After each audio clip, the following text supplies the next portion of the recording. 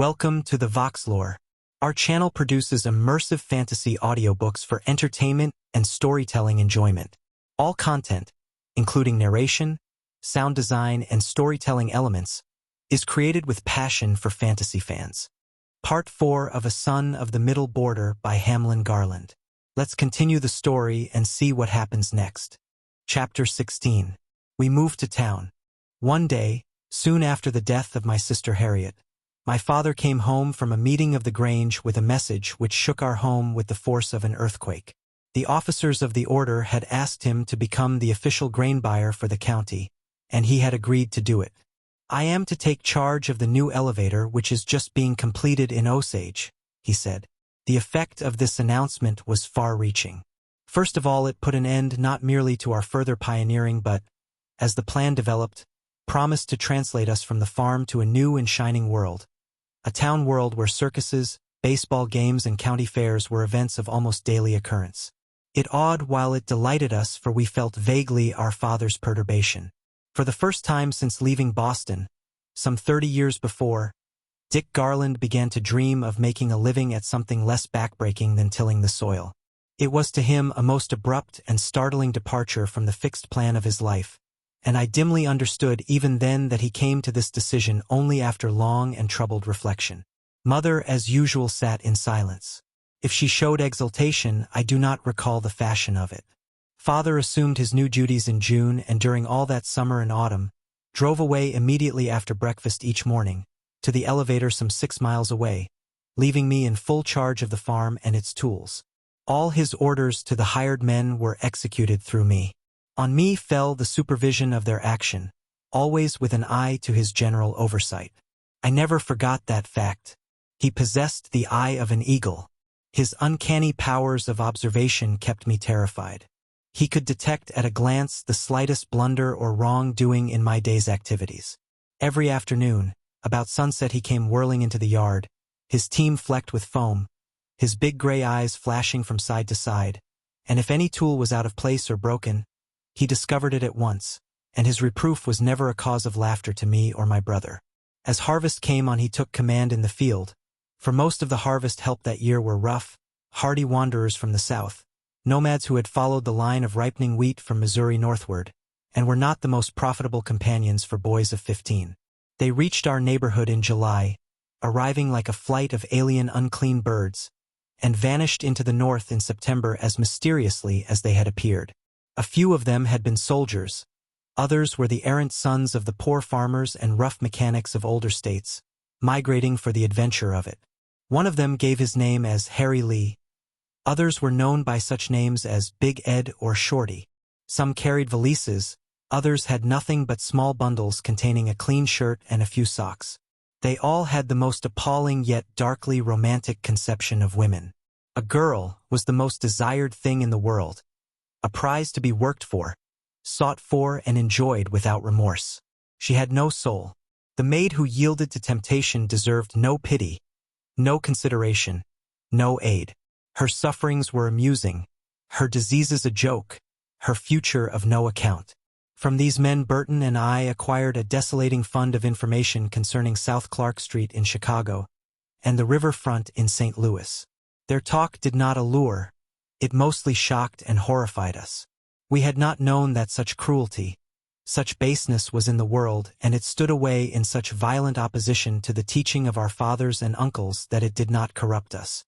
That man, the stronger animal, owed chivalry and care to woman, had been deeply grounded in our concept of life, and we shrank from these vile stories as from something disloyal to our mothers and sisters. To those who think of the farm as a sweetly ideal place in which to bring up a boy, all this may be disturbing, but the truth is, low-minded men are low-minded everywhere, and farm hands are often creatures with enormous appetites and small remorse, men on whom the beauty of nature has very little effect. To most of our harvest hands that year Saturday night meant a visit to town and a drunken spree, and they did not hesitate to say so in the presence of Burton and myself. Some of them did not hesitate to say anything in our presence. After a hard week's work, we all felt that a trip to town was only a fair reward. Saturday night in town. How it all comes back to me. I am a timid visitor in the little frontier village. It is sunset. A whiskey-crazed farmhand is walking bare-footed up and down the middle of the road, defying the world. From a corner of the street I watch with tense interest another lithe, pockmarked bully menacing with cat-like action, a cowering young farmer in a long linen coat. The crowd jeers at him for his cowardice. A burst of shouting is heard.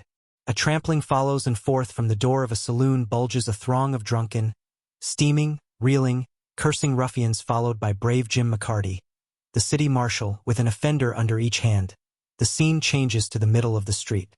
I am one of a throng surrounding a smooth-handed faker who is selling prize boxes of soap and giving away dollars. "Now, gentlemen," he says, "if you will hand me $1, I will give you a sample package of soap to examine. Afterwards, if you don't want the soap, return it to me, and I'll return your $1. He repeats this several times, returning the dollars faithfully, then slightly varies his invitation by saying, "So that I can return your $1. No one appears to observe this significant change, and as he has hitherto returned the dollars precisely according to promise, he now proceeds to his harvest. Having all his boxes out, he abruptly closes the lid of his box and calmly remarks, "I said, so that I can return your $1. I didn't say I would. Gentlemen, I have the $1 and you have the experience." He drops into his seat and takes up the reins to drive away. A tall man who has been standing silently beside the wheel of the carriage snatches the whip from its socket and lashes the swindler across the face. Red streaks appear on his cheek. The crowd surges forward. Up from behind leaps a furious little Scotchman who snatches off his right boot and beats the stranger over the head with such fury that he falls from his carriage to the ground. I rejoice in his punishment and admire the tall man who led the assault. The marshal comes, the man is led away, and the crowd smilingly scatters. We are on the way home. Only 2 of my crew are with me. The others are roaring from one drinking place to another, having a good time. The air is soothingly clean and sweet after the tumult and the reek of the town. Appalled, yet fascinated, I listen to the oft-repeated tales of just how Jim McCarty sprang into the saloon and cleaned out the brawling mob. I feel very young, very defenseless, and very sleepy as I listen. On Sunday, Burton usually came to visit me, or I went over to his house, and together we rode or walked to service at the Grove Schoolhouse. He was now the owner of a razor, and I was secretly planning to buy one. The question of dress had begun to trouble us both acutely. Our best suits were not only made from woolen cloth, they were of blizzard weight, and as on weekdays in summer, our entire outfit consisted of a straw hat, a hickory shirt, and a pair of brown denim overalls. You may imagine what tortures we endured when fully encased in our Sunday best, with starched shirts and paper collars. No one, so far as I knew, at that time possessed an extra, lightweight suit for hot weather wear, although a long, yellow, linen robe called a duster was in fashion among the smart dressers. John Gammons, who was somewhat of a dandy in matters of toilet, was among the first of my circle to purchase one of these very ultra garments, and Burton soon followed his lead, and then my own discontent began. I too desired a duster.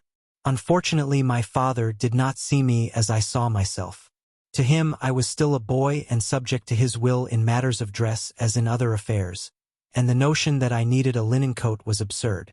"If you are too warm, take your coat off," he said, and I not only went without the duster, but suffered the shame of appearing in a flat-crowned black hat while Burton and all the other fellows were wearing light brown ones of a conical shape. I was furious. After a period of bitter brooding, I rebelled, and took the matter up with the commander-in-chief. I argued, as I am not only doing a man's work on a boy's pay but actually superintending the stock and tools, I am entitled to certain individual rights in the choice of a hat. The soldier listened in silence, but his glance was stern. When I had ended, he said, "You'll wear the hat I provide." For the first time in my life I defied him. "I will not," I said, "and you can't make me." He seized me by the arm, and for a moment we faced each other in silent clash of wills. I was desperate now. "Don't you strike me," I warned. "You can't do that any more." His face changed. His eyes softened. He perceived in my attitude something new, something unconquerable. He dropped my arm and turned away. After a silent struggle with himself, he took $2 from his pocket and extended them to me. "Get your own hat," he said, and walked away. This victory forms the most important event of my 15th year. Indeed, the chief's recession gave me a greater shock than any punishment could have done. Having forced him to admit the claims of my growing personality as well as the value of my services, I retired in a panic. The fact that he, the inexorable old soldier, had surrendered to my furious demands awed me, making me very careful not to go too fast or too far in my assumption of the privileges of manhood. Another of the milestones on my road to manhood was my first employment of the town barber.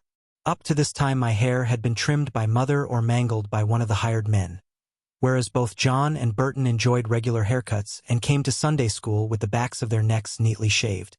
I wanted to look like that, and so at last, shortly after my victory concerning the hat, I plucked up courage to ask my father for a quarter and got it. With my money tightly clutched in my hand, I timidly entered the tonsorial parlor of Ed Mills and took my seat in his marvelous chair, thus touching another high point on the road to self-respecting manhood. My pleasure, however, was mixed with ignoble childish terror, for not only did the barber seem determined to force upon me a shampoo, which was 10 cents extra, but I was in unremitting fear lest I should lose my quarter, the only one I possessed, and find myself accused as a swindler. Nevertheless, I came safely away, a neater, older, and graver person, walking with a manlier stride, and when I confronted my classmates at the Grove Schoolhouse on Sunday, I gave evidence of an accession of self-confidence. The fact that my back hair was now in fashionable order was of greatest comfort to me.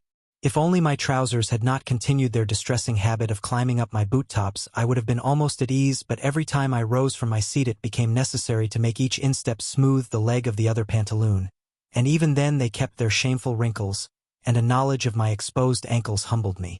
Burton, although better dressed than I, was quite as confused and wordless in the presence of girls.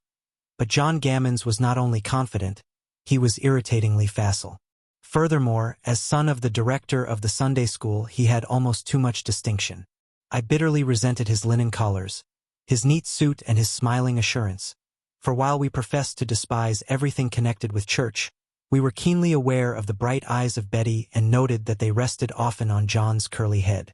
He could sing, too, and sometimes, with sublime audacity, held the hymn book with her. The sweetness of those girlish faces held us captive through many a long sermon, but there were times when not even their beauty availed.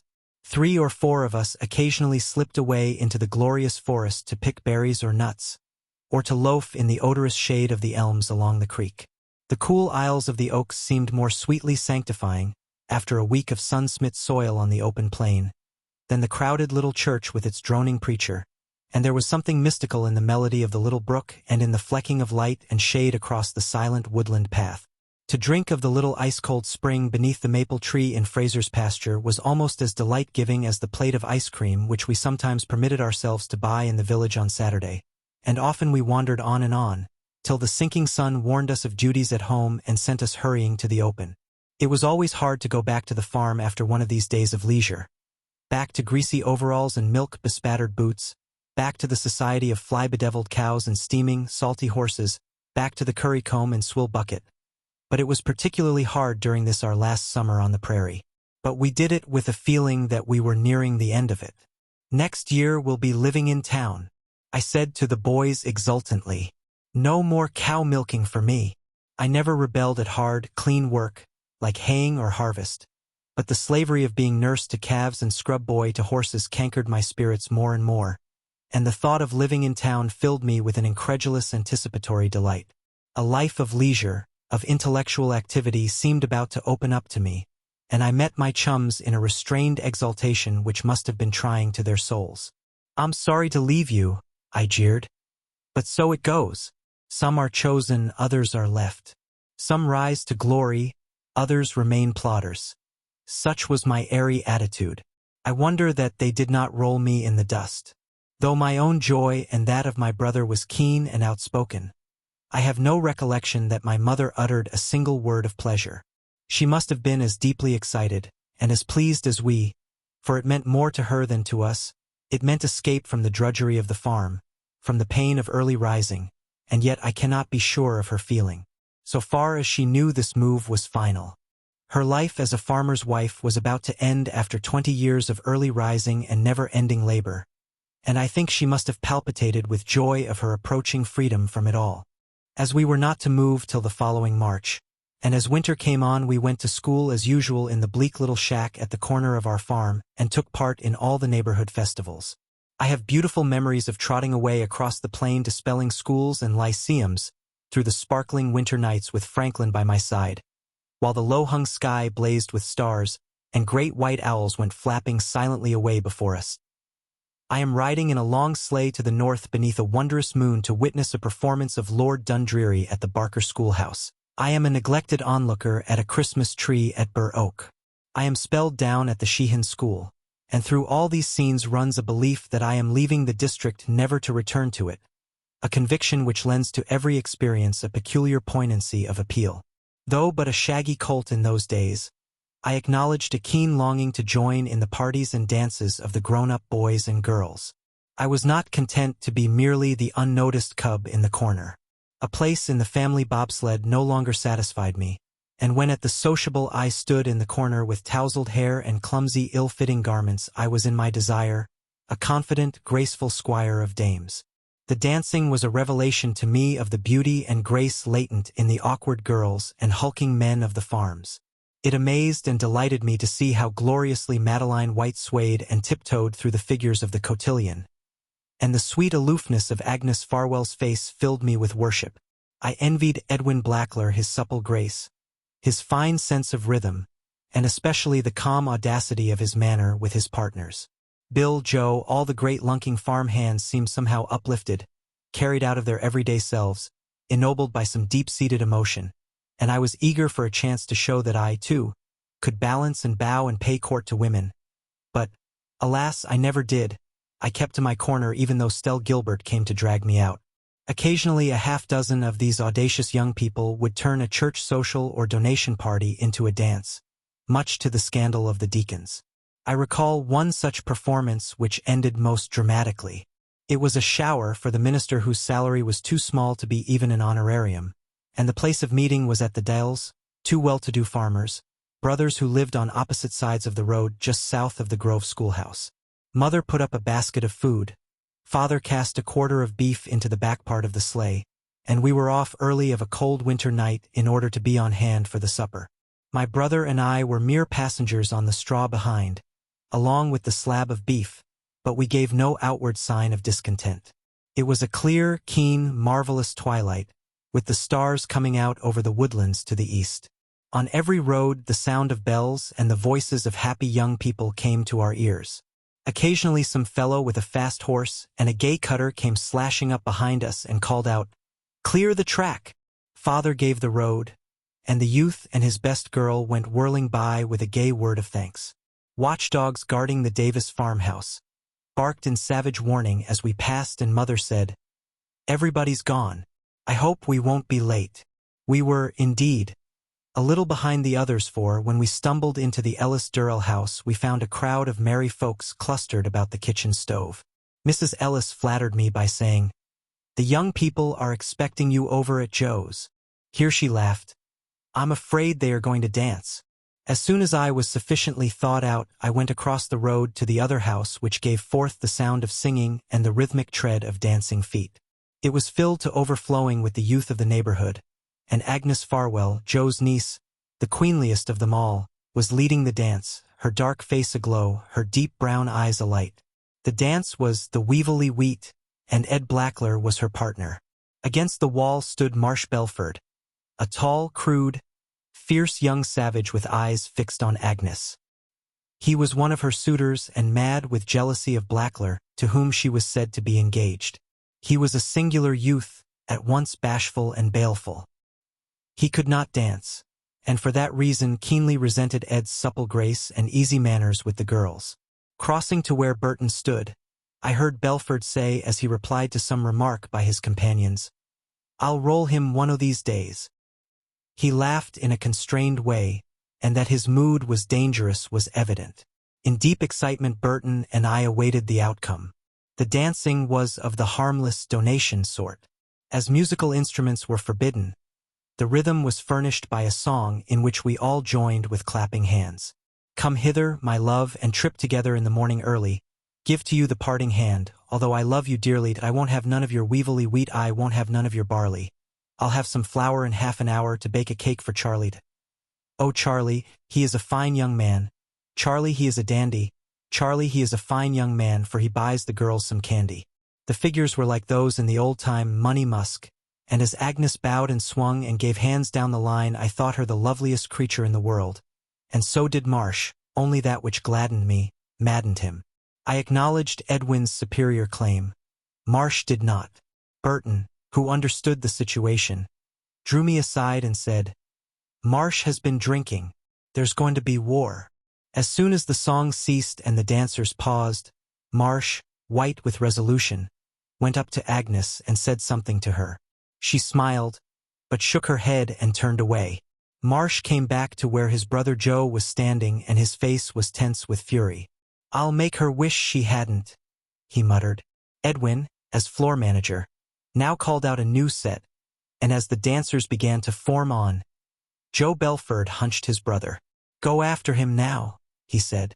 With deadly slowness of action, Marsh sauntered up to Blackler and said something in a low voice. "You're a liar," retorted Edwin sharply. Belford struck out with a swing of his open hand, and a moment later they were rolling on the floor in a deadly grapple. The girls screamed and fled, but the boys formed a joyous ring around the contestants and cheered them on to keener strife, while Joe Belford, tearing off his coat, stood above his brother, warning others to keep out of it. "This is to be a fair fight," he said. "The best man wins." He was a redoubtable warrior, and the ring widened. No one thought of interfering. In fact, we were all delighted by this sudden outbreak of the heroic spirit.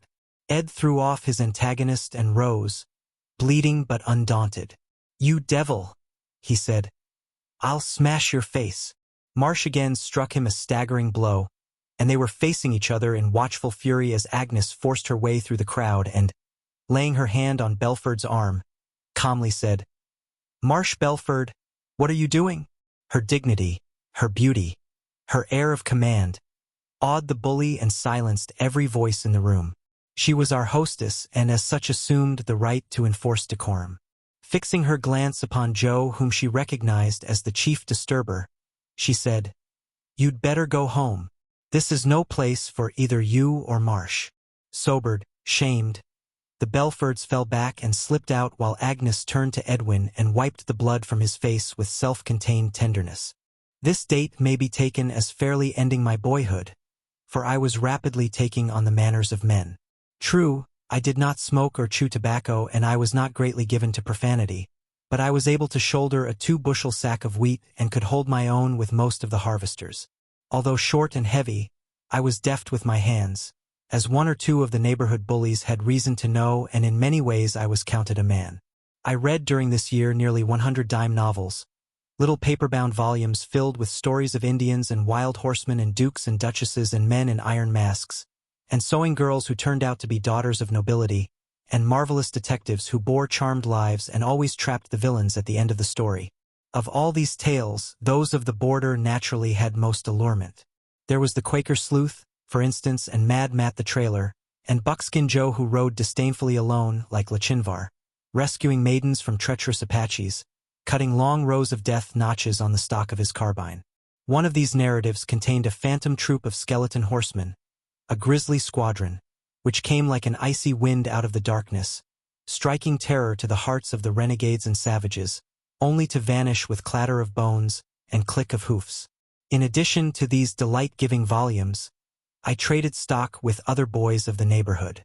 From Jack Sheet I derived a bundle of Saturday nights in exchange for my New York weeklies, and from one of our harvest hands, a nearsighted old German, I borrowed some 25 or 30 numbers of the Seaside Library.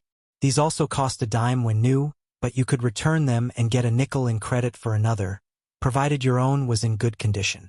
It is a question whether the reading of all this exciting fiction had an ill effect on my mind or not. Apparently it had very little effect of any sort other than to make the borderland a great deal more exciting than the farm, and yet so far as I can discover, I had no keen desire to go west and fight Indians, and I showed no disposition to rob or murder in the manner of my heroes. I devoured Jack Harkaway and the Quaker sleuth precisely as I played ball, to pass the time and because I enjoyed the game. Deacon Garland was highly indignant with my father for permitting such reading, and argued against it furiously, but no one paid much attention to his protests, especially after we caught the old gentleman sitting with a very lurid example of the damnable lies open in his hand.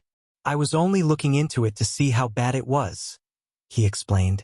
Father was so tickled at the old man's downfall that he said, "Stick to it till you find how it turns out." Grandsire, we all perceived, was human after all. I think we liked him rather better after this sign of weakness. It would not be fair to say that we read nothing else but these easygoing tales. As a matter of fact, I read everything within reach, even the copy of Paradise Lost which my mother presented to me on my 15th birthday. Milton, I admit, was hard work, but I got considerable joy out of his cursing passages. The battle scenes also interested me, and I went about spouting the extraordinary harangues of Satan with such vigor that my team one day took fright of me, and ran away with the plow, leaving an erratic furrow to be explained. However, my father was glad to see me taking on the voice of the orator. The 5 years of life on this farm had brought swift changes into my world. Nearly all the open land had been fenced and plowed, and all the cattle and horses had been brought into pasture, and around most of the buildings, groves of maples were beginning to make the homesteads a little less barren and ugly. And yet, with all these growing signs of prosperity, I realized that something sweet and splendid was dying out of the prairie. The whistling pigeons, the wailing plover, the migrating ducks and geese, the soaring cranes, the shadowy wolves, the wary foxes, all the untamed things were passing, vanishing with the blue joint grass, the dainty wild rose and the tiger lily's flaming torch. Settlement was complete. Chapter 17. A taste of village life. The change from farm to village life, though delightful, was not so complete as we had anticipated, for we not only carried with us several cows and a span of horses, but the house which we had rented stood at the edge of town and possessed a large plot. Therefore we not only continued to milk cows and curry horses, but set to work at once planting potatoes and other vegetables almost as if still upon the farm. The soil had been poorly cultivated for several years, and the weeds sprang up like dragons' teeth. Work, it seemed, was not to be escaped even in the city.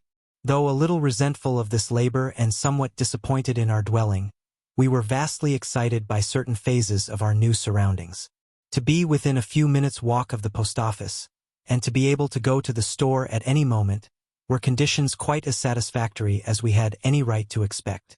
Also, we slept later, for my father was less disposed to get us out of bed at dawn, and this in itself was an enormous gain, especially to my mother. Osage, a small town, hardly more than a village, was situated on the edge of a belt of hardwood timber through which the Cedar River ran, and was quite commonplace to most people, but to me it was both mysterious and dangerous, for it was the home of an alien tribe, hostile and pitiless, the town boys. Up to this time I had both hated and feared them. Page 190, knowing that they hated and despised me, and now, suddenly I was thrust among them and put on my own defenses. For a few weeks I felt like a young rooster in a strange barnyard, knowing that I would be called upon to prove my quality. In fact, it took but a week or two to establish my place in the tribe, for one of the leaders of the gang was Mitchell Scott, a powerful lad of about my own age, and to his friendship I owe a large part of my freedom from persecution. Uncle David came to see us several times during the spring, and his talk was all about going west. He was restless under the conditions of his life on a farm. I don't know why this was so, but a growing bitterness clouded his voice. Once I heard him say, "I don't know what use I am in the world. I am a failure." This was the first note of doubt, of discouragement that I had heard from any member of my family, and it made a deep impression on me. Disillusionment had begun. During the early part of the summer my brother and I worked in the garden with frequent days off for fishing, swimming and berrying, and we were entirely content with life. No doubts assailed us. We swam in the pond at Rice's mill, and we cast our hooks in the sunny ripples below it. We saw the circus come to town and go into camp on a vacant lot, and we attended every movement of it with a delicious sense of leisure. We could go at night with no long ride to take after it was over. The 4th of July came to seek us this year, and we had but to step across the way to see a ball game. We were at last in the center of our world. In June my father called me to help in the elevator, and this turned out to be a most informing experience. The street, as it was called, was merely a wagon road which ran along in front of a row of wheat warehouses, page 191, of various shapes and sizes, from which the buyers emerged to meet the farmers as they drove into town. 2 or 3 or more of the men would clamber upon the load, open the sacks, sample the grain and bid for it. If one man wanted the load badly, or if he chanced to be in a bad temper, the farmer was the gainer. Hence very few of them, even the members of the Grange, were content to drive up to my father's elevator and take the honest market price. They were all hoping to get a little more than the market price. This vexed and embittered my father, who often spoke of it to me. "It only shows," he said, "how hard it will be to work out any reform among the farmers. They will never stand together. These other buyers will force me off the market, and then there will be no one here to represent the farmer's interest." These merchants interested me greatly. Humorous, self-contained, remorseless in trade, they were most delightful companions when off duty. They liked my father in his private capacity, but as a factor of the Grange he was an enemy. Their kind was new to me, and I loved to linger about and listen to their banter when there was nothing else to do. One of them, by reason of his tailor-made suit and a large ring on his little finger, was especially attractive to me. He was a handsome man of a sinister type, and I regarded his expressionless face as that of a gambler. I didn't know that he was a poker player, but it amused me to think so. Another buyer was a choleric Cornishman whom the other men sometimes goaded into paying 5 or 6 cents more than the market admitted, by shrewdly playing on his hot temper. A third was a tall, gaunt old man of New England type, obstinate, honest, but of sanguine temperament. He was always on the bull side of the market and a loud debater. The fourth, page 192, a quiet little man of smooth address, acted as peacemaker. Among these men my father moved as an equal, notwithstanding the fact of his country training and prejudices, and it was through the man Morley that we got our first outlook upon the bleak world of agnosticism, for during the summer a series of lectures by Robert Ingersoll was reported in one of the Chicago papers, and the West rang with the controversy. On Monday, as soon as the paper came to town, it was the habit of the grain buyers to gather at their little central office, and while Morley, the man with the seal ring, read the lecture aloud, the others listened and commented on the heresies. Not all were sympathizers with the great iconoclast, and the arguments which followed were often heated and sometimes fiercely personal. After they had quite finished with the paper, I sometimes secured it for myself, and hurrying back to my office in the elevator pored over it with intense zeal. Undoubtedly my father, as well as I, was profoundly influenced by the mistakes of Moses. The faith in which we had been reared had already grown dim, and under the light of Ingersoll's remorseless humor most of our superstitions vanished. I do not think my father's essential Christianity was in any degree diminished. He merely lost his respect for certain outworn traditions and empty creeds. My work consisted in receiving the grain and keeping the elevator going, and as I weighed the sacks, made out checks for the payment and kept the books, in all ways taking a man's place, I lost all sense of being a boy. The motive power of our hoisting machinery was a blind horse, a handsome fellow weighing some 1,500 pounds, and it was not long before he filled a page 193 large space in my thoughts. There was something appealing in his sightless eyes, and I never watched him, as he patiently went his rounds in the dusty shed, without pity. He had a habit of kicking the wall with his right hind foot at a certain precise point as he circled, and a deep hollow in the sill attested his accuracy. He seemed to do this purposely, to keep count, as I imagined, of his dreary circling through sunless days. A part of my duty was to watch the fanning mill in the high cupola, in order that the sieves should not clog. 3 flights of stairs led to the mill, and these had to be mounted many times each day. I always ran up the steps when the mill required my attention, but in coming down I usually swung from beam to beam, dropping from footway to footway like a monkey from a tall tree.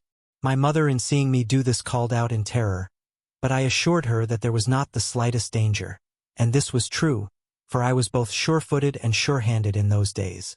This was a golden summer for us all. My mother found time to read. My father enjoyed companionship with the leading citizens of the town, while Franklin, as first assistant in a candy store, professed himself to be entirely content.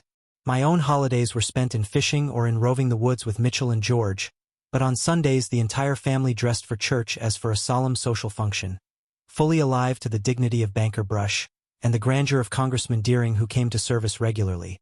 But on foot, so intense was the spirit of democracy among us. Theoretically, there were no social distinctions in Osage, but after all, a large house and a two-seated carriage counted, and my mother's visitors were never from the few pretentious homes of the town but from the farms. However, I do not think she worried over her page 194 social position, and I know she welcomed callers from Dry Run and Burr Oak with cordial hospitality. She was never envious or bitter. In spite of my busy life, I read more than ever before, and everything I saw or heard made a deep and lasting record on my mind. I recall with a sense of gratitude a sermon by the preacher in the Methodist Church which profoundly educated me. It was the first time I had ever heard the power of art and the value of its mission to man insisted upon.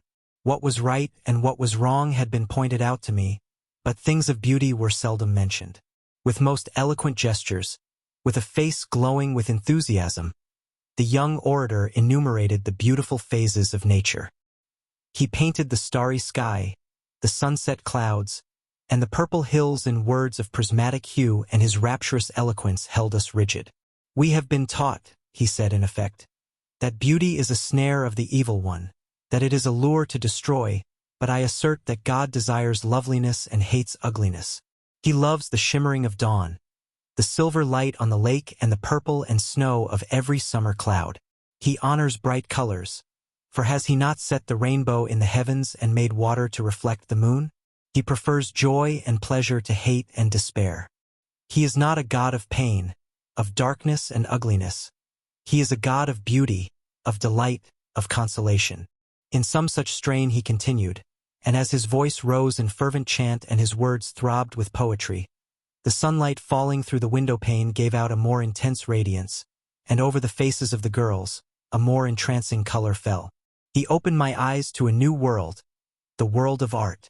I recognized in this man not only a moving orator but a scholar, and I went out from that little church vaguely, page 195, resolved to be a student also, a student of the beautiful. My father was almost equally moved, and we all went again and again to hear our young evangel speak, but never again did he touch my heart. That one discourse was his contribution to my education, and I am grateful to him for it. In after life I had the pleasure of telling him how much he had suggested to me in that sermon.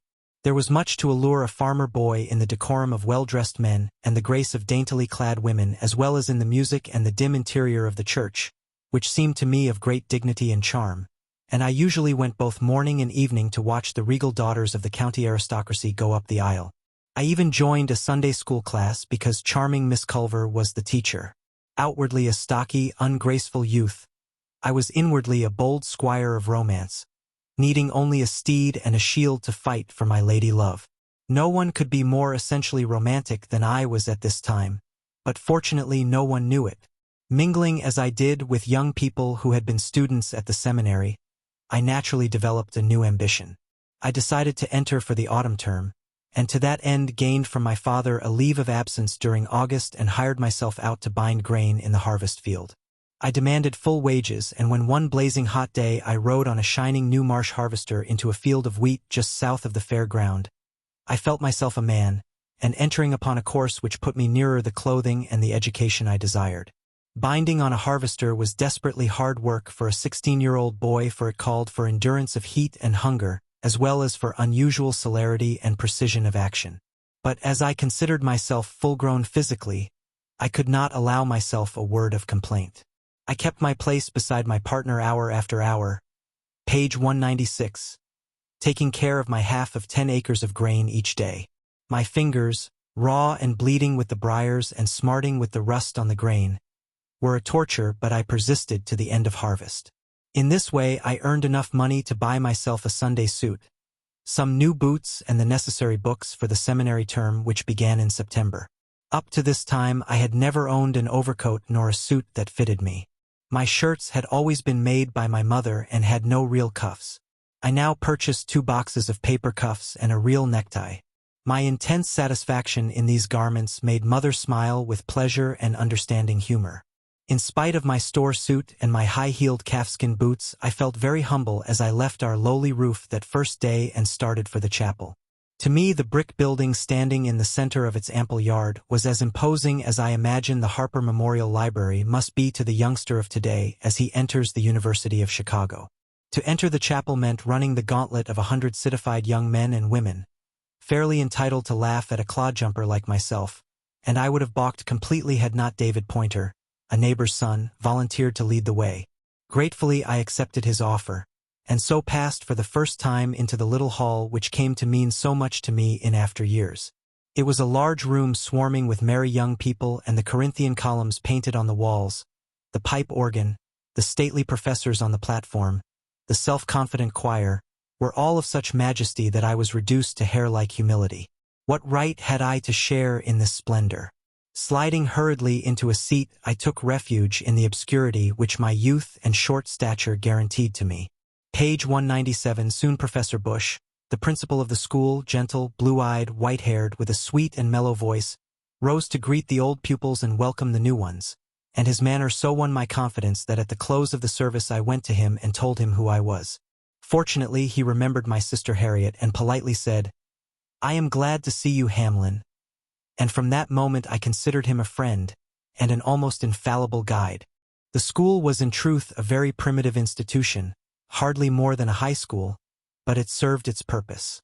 It gave farmers' boys like myself the opportunity of meeting those who were older, finer, more learned than they, and every day was to me like turning a fresh and delightful page in a storybook, not merely because it brought new friends, new experiences, but because it symbolized freedom from the hay fork and the hoe. Learning was easy for me. In all but mathematics I kept among the highest of my class without much effort, but it was in the Friday exercises that I earliest distinguished myself. It was the custom at the close of every week's work to bring a section of the pupils upon the platform as essayists or orators, and these exercises formed the most interesting and the most passionately dreaded feature of the entire school. No pupil who took part in it ever forgot his first appearance. It was at once a pillory and a burning. It called for self-possession, memory, grace of gesture, and a voice. My case is typical. For 3 or 4 days before my first ordeal, I could not eat. A mysterious uneasiness developed in my solar plexus, a pain which never left me, except possibly in the morning before I had time to think. Day by day I drilled and drilled and drilled, out in the fields at the edge of the town or at home when page 198 mother was away in the barn while milking. At every opportunity one went through my selection with most impassioned voice and lofty gestures, sustained by the legends of Webster and Demosthenes, resolved upon a blazing victory. I did everything but mumble a smooth pebble, realizing that most of the boys in my section were going through precisely the same struggle. Each of us knew exactly how the others felt, and yet I cannot say that we displayed acute sympathy one with another. On the contrary, those in the free section considered the antics of the suffering section a very amusing spectacle, and we were continually being joshed about our lack of appetite. The test was, in truth, rigorous. To ask a bashful boy or shy girl fresh from the kitchen to walk out upon a platform and face that crowd of mocking students was a kind of torture. No desk was permitted. Each victim stood bleakly exposed to the pitiless gaze of 300 eyes, and as most of us were poorly dressed, in coats that never fitted and trousers that climbed our boot tops, we suffered the miseries of the damned. The girls wore gowns which they themselves had made, and were, of course, equally self-conscious. The knowledge that their sleeves did not fit was of more concern to them than the thought of breaking down, but the fear of forgetting their lines also contributed to their dread and terror. While the names which preceded mine were called off that first afternoon, I grew colder and colder till at last I shook with a nervous chill, and when, in his smooth, pleasant tenor, Professor Bush called out Hamlin Garland, I rose in my seat with a spring like Jack from his box. My limbs were numb, so numb that I could scarcely feel the floor beneath my feet, and the windows were only faint gray glares of light. My head oscillated like a toy page 199 balloon, seemed indeed to be floating in the air, and my heart was pounding like a drum. However, I had pondered upon this scene so long and had figured my course so exactly that I made all the turns with moderate degree of grace and succeeded finally in facing my audience without falling up the steps, as several others had done, and so looked down upon my fellows like Tennyson's eagle on the sea. In that instant a singular calm fell over me. I became strangely master of myself. From somewhere above me a new and amazing power fell upon me, and in that instant I perceived on the faces of my classmates a certain expression of surprise and serious respect. My subconscious oratorical self had taken charge. I do not at present recall what my recitation was, but it was probably Catalan's Defense or some other of the turgid declamatory pieces of classic literature with which all our readers were filled. It was bombastic stuff, but my blind, boyish belief in it gave it dignity. As I went on, my voice cleared. The window sashes regained their outlines. I saw every form before me, and the look of surprise and pleasure on the smiling face of my principal exalted me. Closing amid hearty applause, I stepped down with a feeling that I had won a place among the orators of the school, a belief which did no harm to others and gave me a good deal of satisfaction. As I had neither money nor clothes, and was not a figure to win admiration, why should I not express the pride I felt in my power to move an audience? Besides, I was only 16. The principal spoke to me afterwards, both praising and criticizing my method. The praise I accepted, the criticism I naturally resented. I realized some of my faults, of course, but I was not ready to have even Professor Bush tell me of them. I hated elocution drill in class. Page 200. I relied on inspiration. I believed that orators were born, not made. There was one other speaker in my section, a little girl, considerably younger than myself, who had the mysterious power of the born actress, and I recognized this quality in her at once. I perceived that she spoke from a deep-seated, emotional Celtic impulse. Hardly more than a child in years, she was easily the most dramatic reader in the school. She, too, loved tragic prose and passionate, sorrowful verse, and to hear her recite, "One of them dead in the east by the sea and one of them dead in the west by the sea," was to be shaken by inexplicable emotion. Her face grew pale as silver as she went on, and her eyes darkened with the anguish of the poet-mother. Most of the students were the sons and daughters of farmers round about the county, but a few were from the village homes in western Iowa and southern Minnesota. 2 or 3 boys wore real tailor-made suits, and the easy flow of their trouser legs and the set of their linen collars rendered me at once envious and discontented. "Some day," I said to myself, "I too will have a suit that will not gape at the neck and crawl at the ankle." But I did not rise to the height of expecting a ring and watch. Shoes were just coming into fashion, and one young man wore pointed box toes, which filled all the rest of us with despair.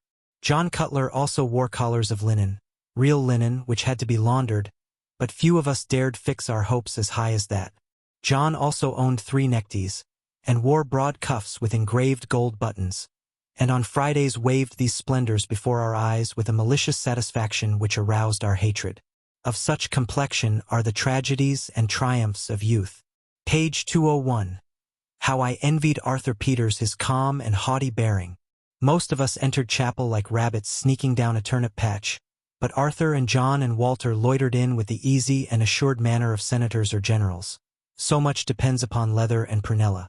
Gradually I lost my terror of this ordeal, but I took care to keep behind some friendly bulk like young Blakesley, who stood 6 feet 2 in his gaiters. With all these anxieties I loved the school and could hardly be wrested from it even for a day. I bent to my books with eagerness, I joined a debating society, and I took a hand at all the games.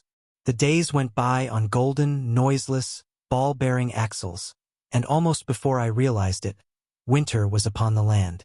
But oh, the luxury of that winter, with no snow drifts to climb, no cornstalks to gather, and no long walk to school.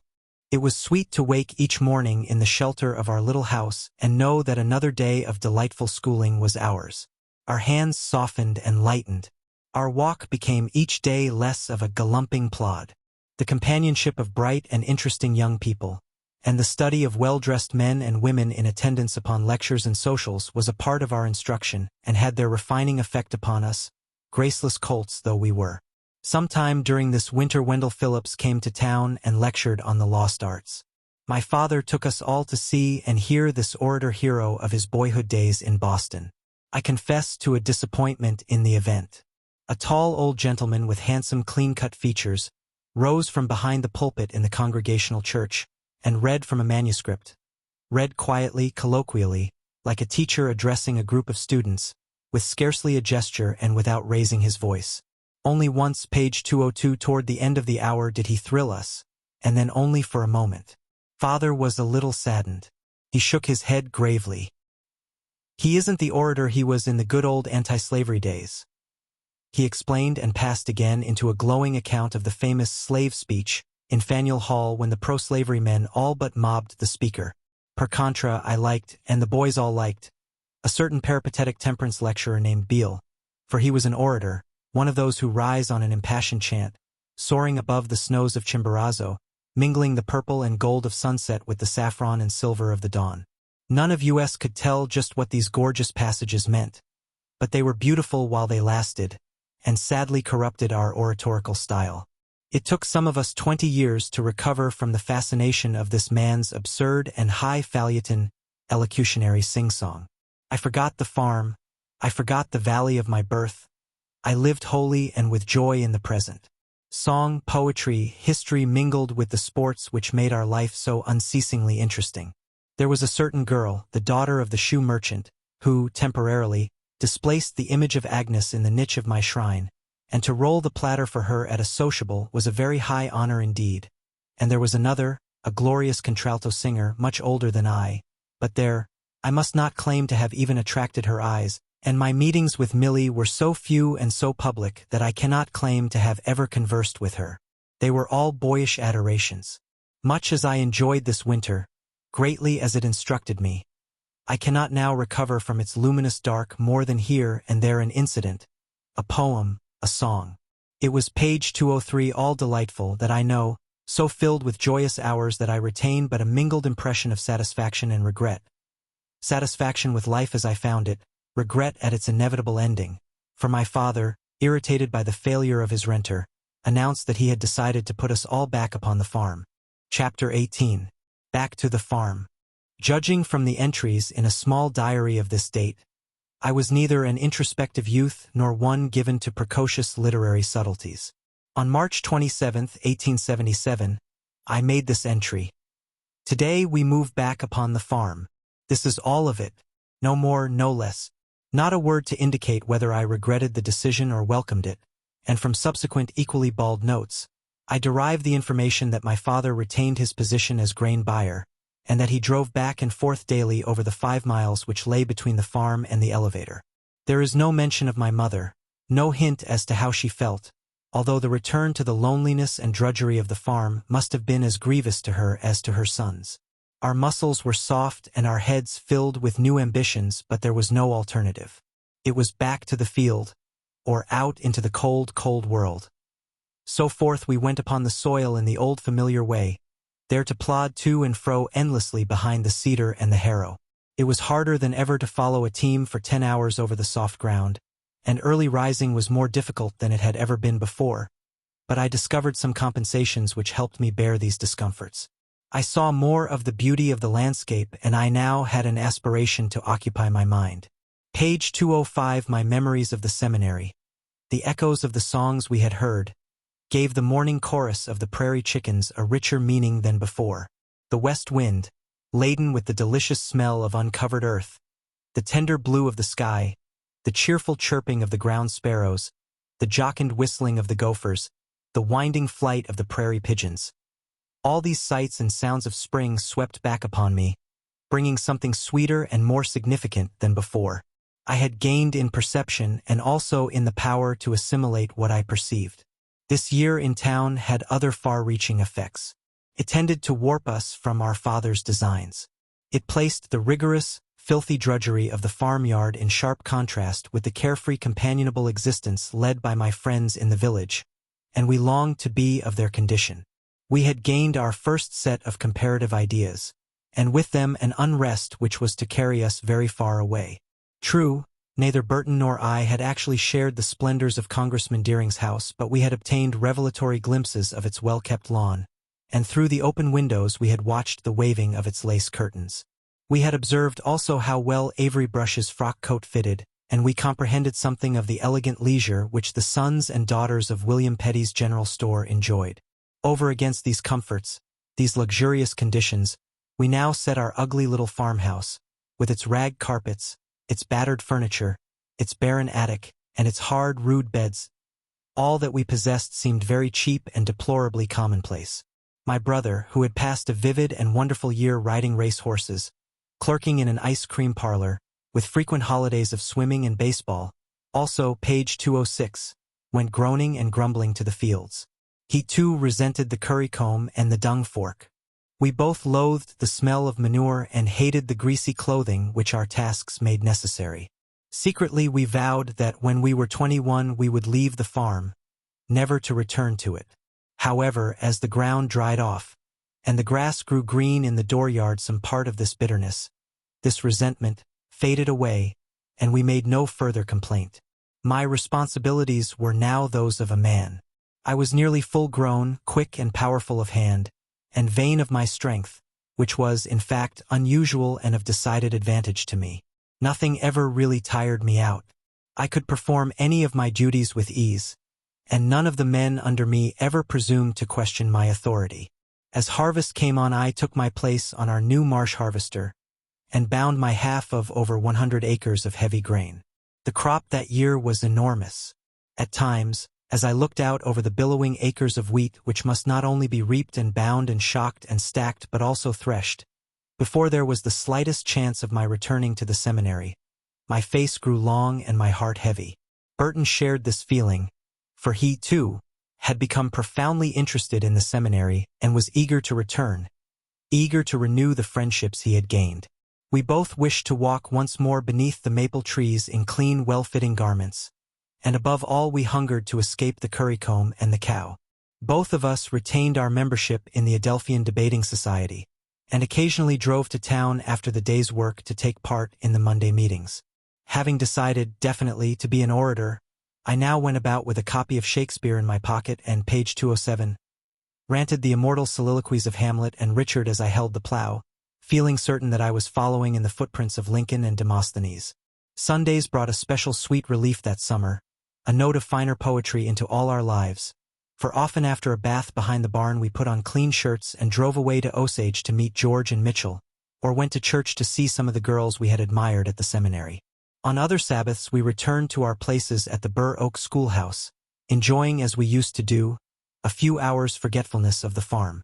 My father, I am glad to say, never insisted upon any religious observance on the part of his sons, and never interfered with any reasonable pleasure even on Sunday. If he made objection to our trips, it was usually on behalf of the cattle. "Go where you please," he often said. "Only get back in time to do the milking." Sometimes he would ask, "Don't you think the horses ought to have a rest as well as yourselves?" He was a stern man but a just man, and I am especially grateful to him for his non-interference with my religious affairs. All that summer and all the fall I worked like a hired man, assuming in addition the responsibilities of being boss. I bound grain until my arms were raw with briars, and in stacking time I wallowed round and round upon my knees, building great ricks of grain, taking obvious pride in the skill which this task required until my trousers, reinforced at the knees, bagged ungracefully in my hands, swollen with the act of grappling the heavy bundles as they were thrown to me, grew horny and brown and clumsy, so that I quite despaired of ever being able to write another letter. I was very glad not to have my seminary friends see me in this unlovely condition. However, I took a well-defined pride in stacking, for, page 208, it was a test of skill. It was clean work. Even now, as I ride a country lane, and see men at work handling oats or hay, I recall the pleasurable sides of work on the farm and long to return to it. The radiant sky of August and September on the prairie was a never-failing source of delight to me. Nature seemed resting, opulent, self-satisfied, and honorable. Every phase of the landscape indicated a task fulfilled. There were still and pulseless days when slaty blue clouds piled up in the west and came drifting eastward with thunderous accompaniment, to break the oppressive heat and leave the earth cool and fresh from having passed. There were misty, windy days when the sounding, southern breeze swept the yellow stubble like a scythe, when the sky, without a cloud, was whitened by an overspreading haze, when the crickets sang sleepily as if in dream of eternal summer, and the grasshoppers clicked and buzzed from stalk to stalk in pure delight of sunshine and the harvest. Another humbler source of pleasure in stacking was the watermelon which, having been picked in the early morning and hidden under the edge of the stack, remained deliciously cool till mid-forenoon, when at a signal, the men all gathered in the shadow of the rick, and leisurely ate their fill of juicy mountain sweets. Then there was the 5 o'clock supper, with its milk and doughnuts and pie which sent us back to our task, replete, content, ready for another hour of toil. Of course, There were unpleasant days later in the month, noons when the skies were filled with ragged, swiftly moving clouds, and the winds blew the sheaves inside out and slashed against my face the flying grain as well as the leaping crickets. Such days gave prophecy of the passing of summer and the coming of fall. But, page 209, there was a mitigating charm even in these conditions, for they were all welcome promises of an early return to school. Crickets during stacking time were innumerable and voracious as rust or fire. They ate our coats or hats if we left them beside the stack. They gnawed the fork handles and devoured any straps that were left lying about, but their multitudinous song was a beautiful inwrought part of the symphony. That year the threshing was done in the fields with a traction engine. My Uncle David came no more to help us harvest. He had almost passed out of our life, and I have no recollection of him till several years later. Much of the charm, the poetry of the old-time threshing vanished with the passing of horsepower and the coming of the nomadic hired hand. There was less and less of the changing works, which used to bring the young men of the farms together. The grain was no longer stacked round the stable. Most of it we threshed in the field, and the straw after being spread out upon the stubble was burned. Some farmers threshed directly from the shock, and the new vibrator took the place of the old buffalo pit separator with its ringing bell-metal pinions. Wheeled plows were common and self-binding harvesters were coming in. Although my laconic little diary does not show it, I was fiercely resolved upon returning to the seminary. My father was not very sympathetic. In his eyes I already had a very good equipment for the battle of life, but mother, with a woman's ready understanding, divined that I had not merely set my heart on graduating at the seminary, but that I was secretly dreaming of another and far more romantic career than that of being a farmer. Although a woman of slender schooling herself, she responded helpfully to every effort which, page 210, her sons made to raise themselves above the commonplace level of neighborhood life. All through the early fall, whenever Burton and I met the other boys of a Sunday, our talk was sure to fall upon the seminary, and Burton stoutly declared that he, too, was going to begin in September. As a matter of fact, the autumn term opened while we were still hard at work around a threshing machine with no definite hope of release till the plowing and corn husking were over. Our fathers did not seem to realize that the men of the future, even the farmers of the future, must have a considerable amount of learning and experience. And so October went by and November was well started before parole was granted, and we were free to return to our books. With what sense of liberty, of exultation, we took our way down the road on that gorgeous autumn morning. No more dust, no more grime, no more mud, no more cow milking, no more horse currying. For 5 months we were to live the lives of scholars, of boarders that yes, through some mysterious channel our parents had been brought to the point of engaging lodgings for us in the home of a townsman named Leet. For $2 a week it was arranged that we could eat and sleep from Monday night to Friday noon, but we were not expected to remain for supper on Friday, and Sunday supper was of course extra. I thought this a great deal of money then, but I cannot understand at this distance how our landlady was able to provide, for that sum, the raw material of her kitchen, to say nothing of bed linen and soap. The house, which stood on the edge of the town, was small and without upstairs heat, but it seemed luxurious to me, and the family straightway absorbed my interest. Leet, the nominal head of the establishment, was a page 211 short, gray, lame and rather inefficient man of changeable temper who teemed about the streets with a span of roans almost as dour and crippled as himself. His wife, who did nearly all the housework for 5 boarders as well as for the members of her own family, was a soul of heroic pride and most indomitable energy. She was a tall, dark, thin woman who had once been handsome. Poor creature! How incessantly she toiled, and how much she endured! She had 3 graceful and alluring daughters, Ella, 19, Cora, 16, and Martha, a quiet little mouse of about 10 years of age. Ella was a girl of unusual attainment, a teacher, self-contained and womanly, with whom we all, promptly, fell in love. Cora, a moody, dark-eyed, passionate girl who sometimes glowed with friendly smiles and sometimes glowered in anger, was less adored. Neither of them considered Burton or myself worthy of serious notice. On the contrary, we were necessary nuisances. To me Ella was a queen, a kindly queen, ever ready to help me out with my algebra. Everything she did seemed to me instinct with womanly grace. No doubt she read the worship in my eyes, but her attitude was that of an older sister. Cora, being nearer my own age, awed me not at all. On the contrary, we were more inclined to battle than to coo. Her coolness toward me, I soon discovered, was sustained by her growing interest in a young man from Cerro Gordo County. We were a happy, noisy gang, and undoubtedly gave poor Mrs. Leet a great deal of trouble. There was Boggs, who had lost part of one ear in some fracas with Jack Frost, who paced up and down his room declining Latin verbs with painful pertinacity, and Burton, who loved a jest but never made one, and Joe Pritchard, who was interested mainly in politics and oratory, and page 212 finally that criminally well-dressed young book agent, with whom we had very little in common, and myself. In cold weather we all herded in the dining room to keep from freezing, and our weekly scrub took place after we got home to our own warm kitchens and the family washtubs. Life was a pure joy to Burton as to me. Each day was a poem, each night a dreamless sleep. Each morning at 8:30 we went to the seminary and at 4 o'clock left it with regret. I should like to say that we studied hard every night, burning a great deal of kerosene oil, but I cannot do so. We had a good time. The learning, so far as I can recall, was incidental. It happened that my closest friends, aside from Burton, were pupils of the public school, and for that reason I kept my membership in the Adelphian Society, which met every Monday evening. My activities there, I find, made up a large part of my life during this second winter. I not only debated furiously, disputing weighty political questions, thus advancing the forensic side of my education, but later in the winter I helped to organize a dramatic company which gave a play for the benefit of the club library. Just why I should have been chosen stage director of our troupe, I cannot say, but something in my ability to declaim Regulus probably led to this high responsibility. At any rate, I not only played the leading juvenile, I settled points of action and costume without the slightest hesitation. Cora was my ingenue opposite, it fell out, and so we played at lovemaking, while meeting coldly at the family dining table.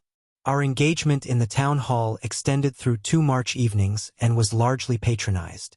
It would seem that I was a dominant figure on both occasions, for I declaimed a piece on the opening night, page 213, one of those resounding orations, addressed to the Carthaginians, which we all loved, and which permitted of thunderous, rolling periods and passionate gestures. If my recollection is not distorted, I was masterful that night. At least, Joe Pritchard agreed that I was the best part of the show. Joe was my friend, and I hold him in especial affection for his hearty praise of my effort. On this same night, I also appeared in a little sketch representing the death of a veteran of the Revolutionary War, in which the dying man beholds in a vision his beloved leader. Walter Blakesley was the Washington, and I, with heavily powdered hair, was the veteran. On the second night, I played the juvenile lover in a drama called His Brother's Keeper. Cora as Shelley, my sweetheart, was very lovely in pink mosquito netting, and for the first time I regretted her interest in the book agent from Cerro Gordo. Strange to say, I had no fear at all as I looked out over the audience which packed the town hall to the ceiling. Father and mother were there with Frank and Jessie, all quite dazed, as I imagined, by my transcendent position behind the footlights. It may have been this very night that Willard Eaton, the county attorney, spoke to my father saying, "Richard, whenever that boy of yours finishes school and wants to begin to study law, you send him right to me," which was, of course, a very great compliment, for the county attorney belonged to the best-known and most influential firm of lawyers in the town. At the moment his offer would have seemed very dull and commonplace to me. I would have refused it. Our success that night was so great that it appeared a pity not to permit other towns to witness our performance. Hence we boldly organized a tour. We booked a page 214 circuit which included St. Ansgar and Mitchell, 2 villages, one 4, the other 10 miles to the north. Audacious as this may seem, it was deliberately decided upon, and one pleasant day Mitchell and George and I loaded all our scenery into a wagon and drove away across the prairie to our first stand, very much as Molière did in his youth, leaving the ladies to follow in the grandeur of hired buggies, later in the day. That night we played with artistic success. That is to say, we lost some $18, which so depressed the management that it abandoned the tour, and the entire organization returned to Osage in diminished glory. This cut short my career as an actor. I never again took part in a theatrical performance. Not long after this disaster, Shelley, as I now called Cora, entered upon some mysterious and romantic drama of her own. The traveling man vanished, and soon after she too disappeared. Where she went, what she did, no one seemed to know, and none of us quite dared to ask. I never saw her again, but last year, after nearly 40 years of wandering, I was told that she is married and living in luxurious ease near London. Through what deep valleys she has traveled to reach this height, with what loss or gain, I cannot say, but I shall always remember her as she was that night in St. Ansgar, in her pink mosquito bar dress, her eyes shining with excitement, her voice vibrant with girlish gladness. Our second winter at the seminary passed all too quickly, and when the prairie chickens began to boom from the ridges, our hearts sank within us. For the first time, the grouse's cheery dance was unwelcome, for it meant the closing of our books, the loss of our pleasant companions, the surrender of our leisure, and a return to the mud of the fields. Page 215. It was especially hard to say goodbye to Ella and Maud, for though they were in no sense sweethearts, they were very pleasant companions.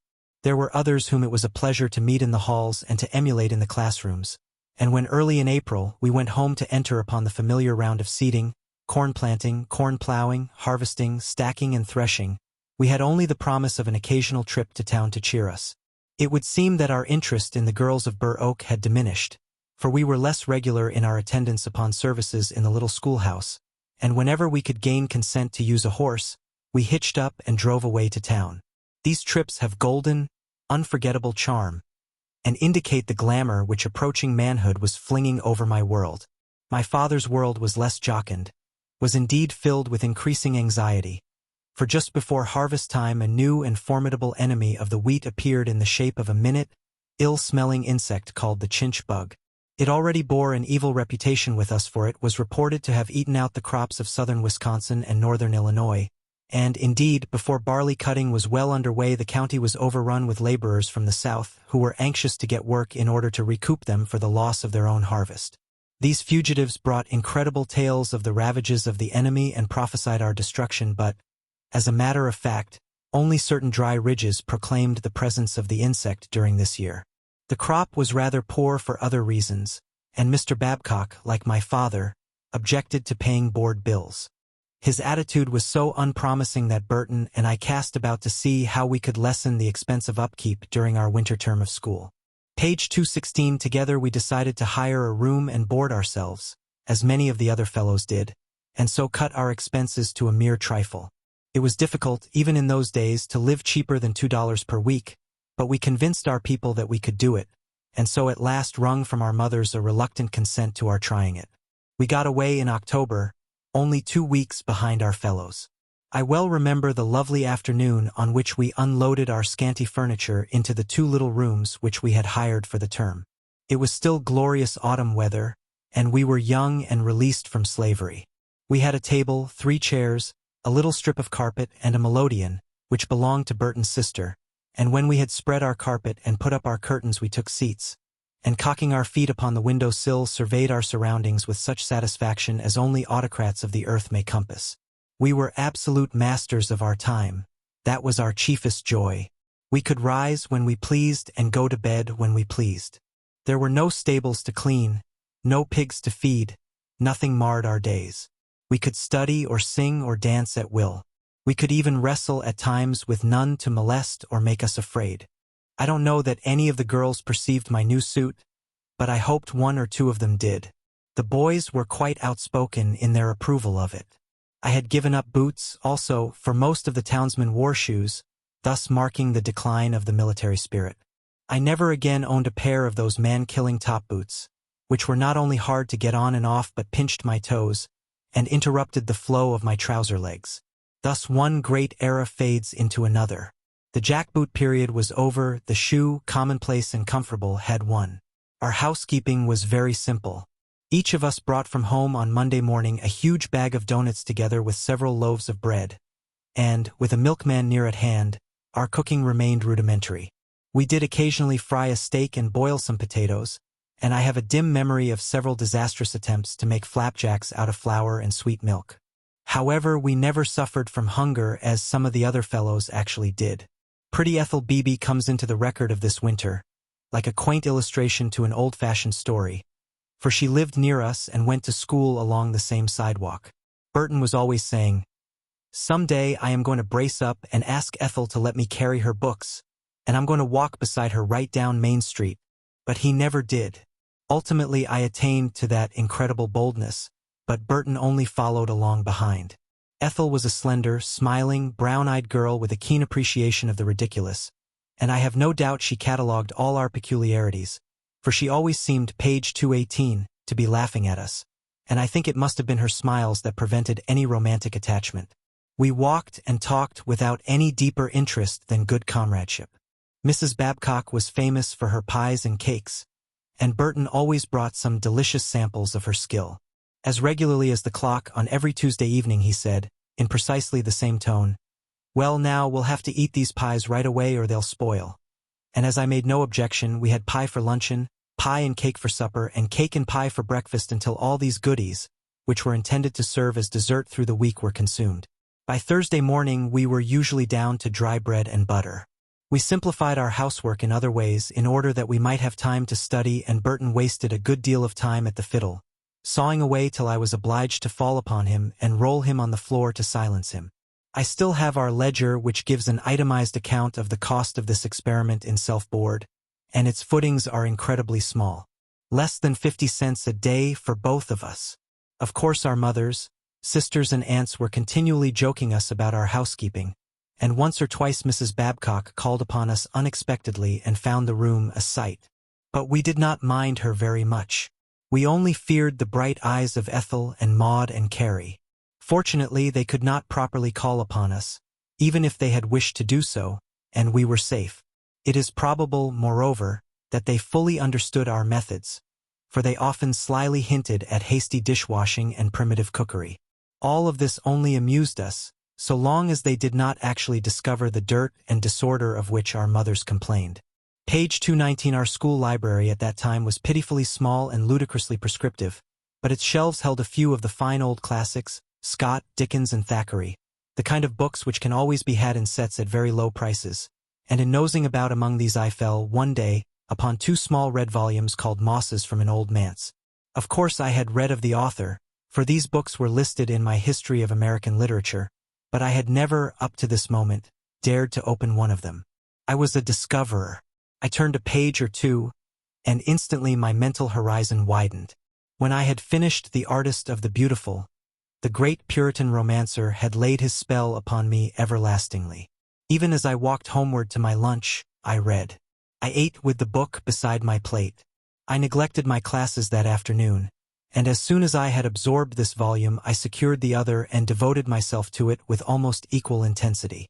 The stately diction, the rich and glowing imagery, the mystical radiance, and the aloofness of the author's personality all united to create in me a worshipful admiration which made all other interests pale and faint. It was my first profound literary passion, and I was dazzled by the glory of it. It would be a pleasant task to say that this book determined my career. It would form a delightful literary assumption, but I cannot claim it. As a realist, I must remain faithful to fact. I did not then and there vow to be a romantic novelist like Hawthorne. On the contrary, I realized that this great poet, to me he was a poet like Edgar Allan Poe, was a soul that dwelt apart from ordinary mortals. To me he was a magician, a weaver of magic spells, a dreamer whose visions comprehended the half-lights, the borderlands, of the human soul. I loved the role of page 220, his words in The March of Time and the quaint phrasing of the rill from the town pump. Rappaccini's daughter, whose breath poisoned the insects in the air, uplifted me. Drown and his wooden image, the great stone face, each story had its special appeal. For days I walked amid enchanted mist, my partner. Even the maidens I most admired became less appealing, less necessary to me. Eager to know more of this necromancer, I searched the town for others of his books, but found only American Notes and The Scarlet Letter. Gradually I returned to something like my normal interests in baseball and my classmates, but never again did I fall to the low level of Jack Harkaway. I now possessed a literary touchstone with which I tested the quality of other books and other minds, and my intellectual arrogance, I fear, sometimes made me an unpleasant companion.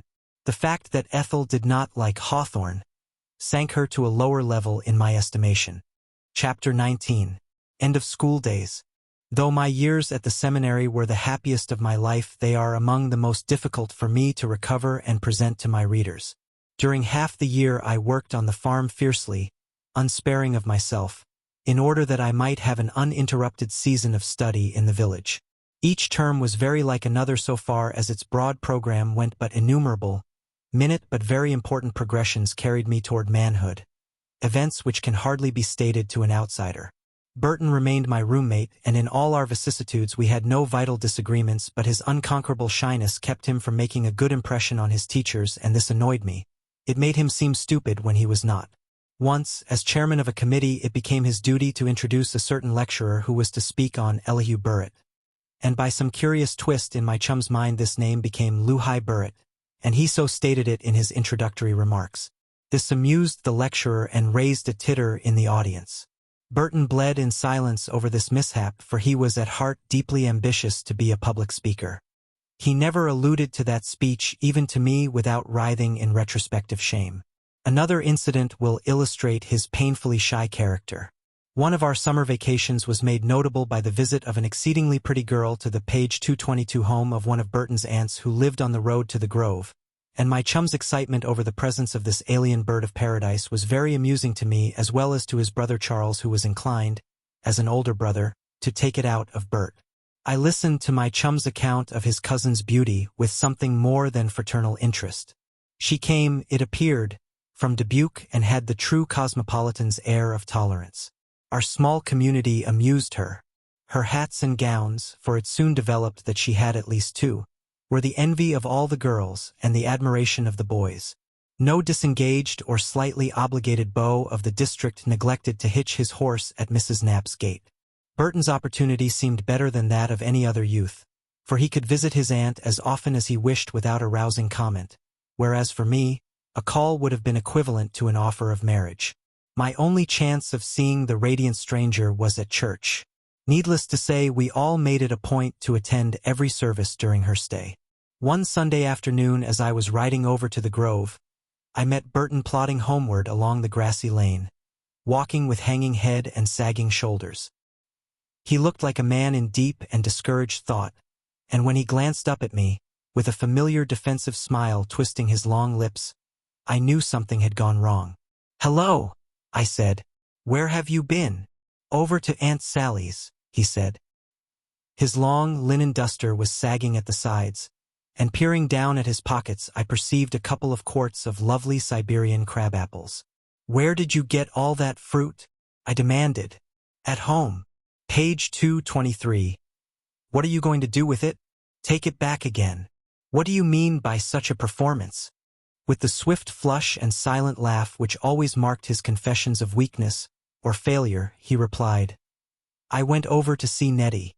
I intended to give her these apples." He indicated the fruit by a touch on each pocket. "But when I got there I found old Bill Watson, dressed to kill and large as life, sitting in the parlor. I was so afraid of his finding out what I had in my pockets that I didn't go in.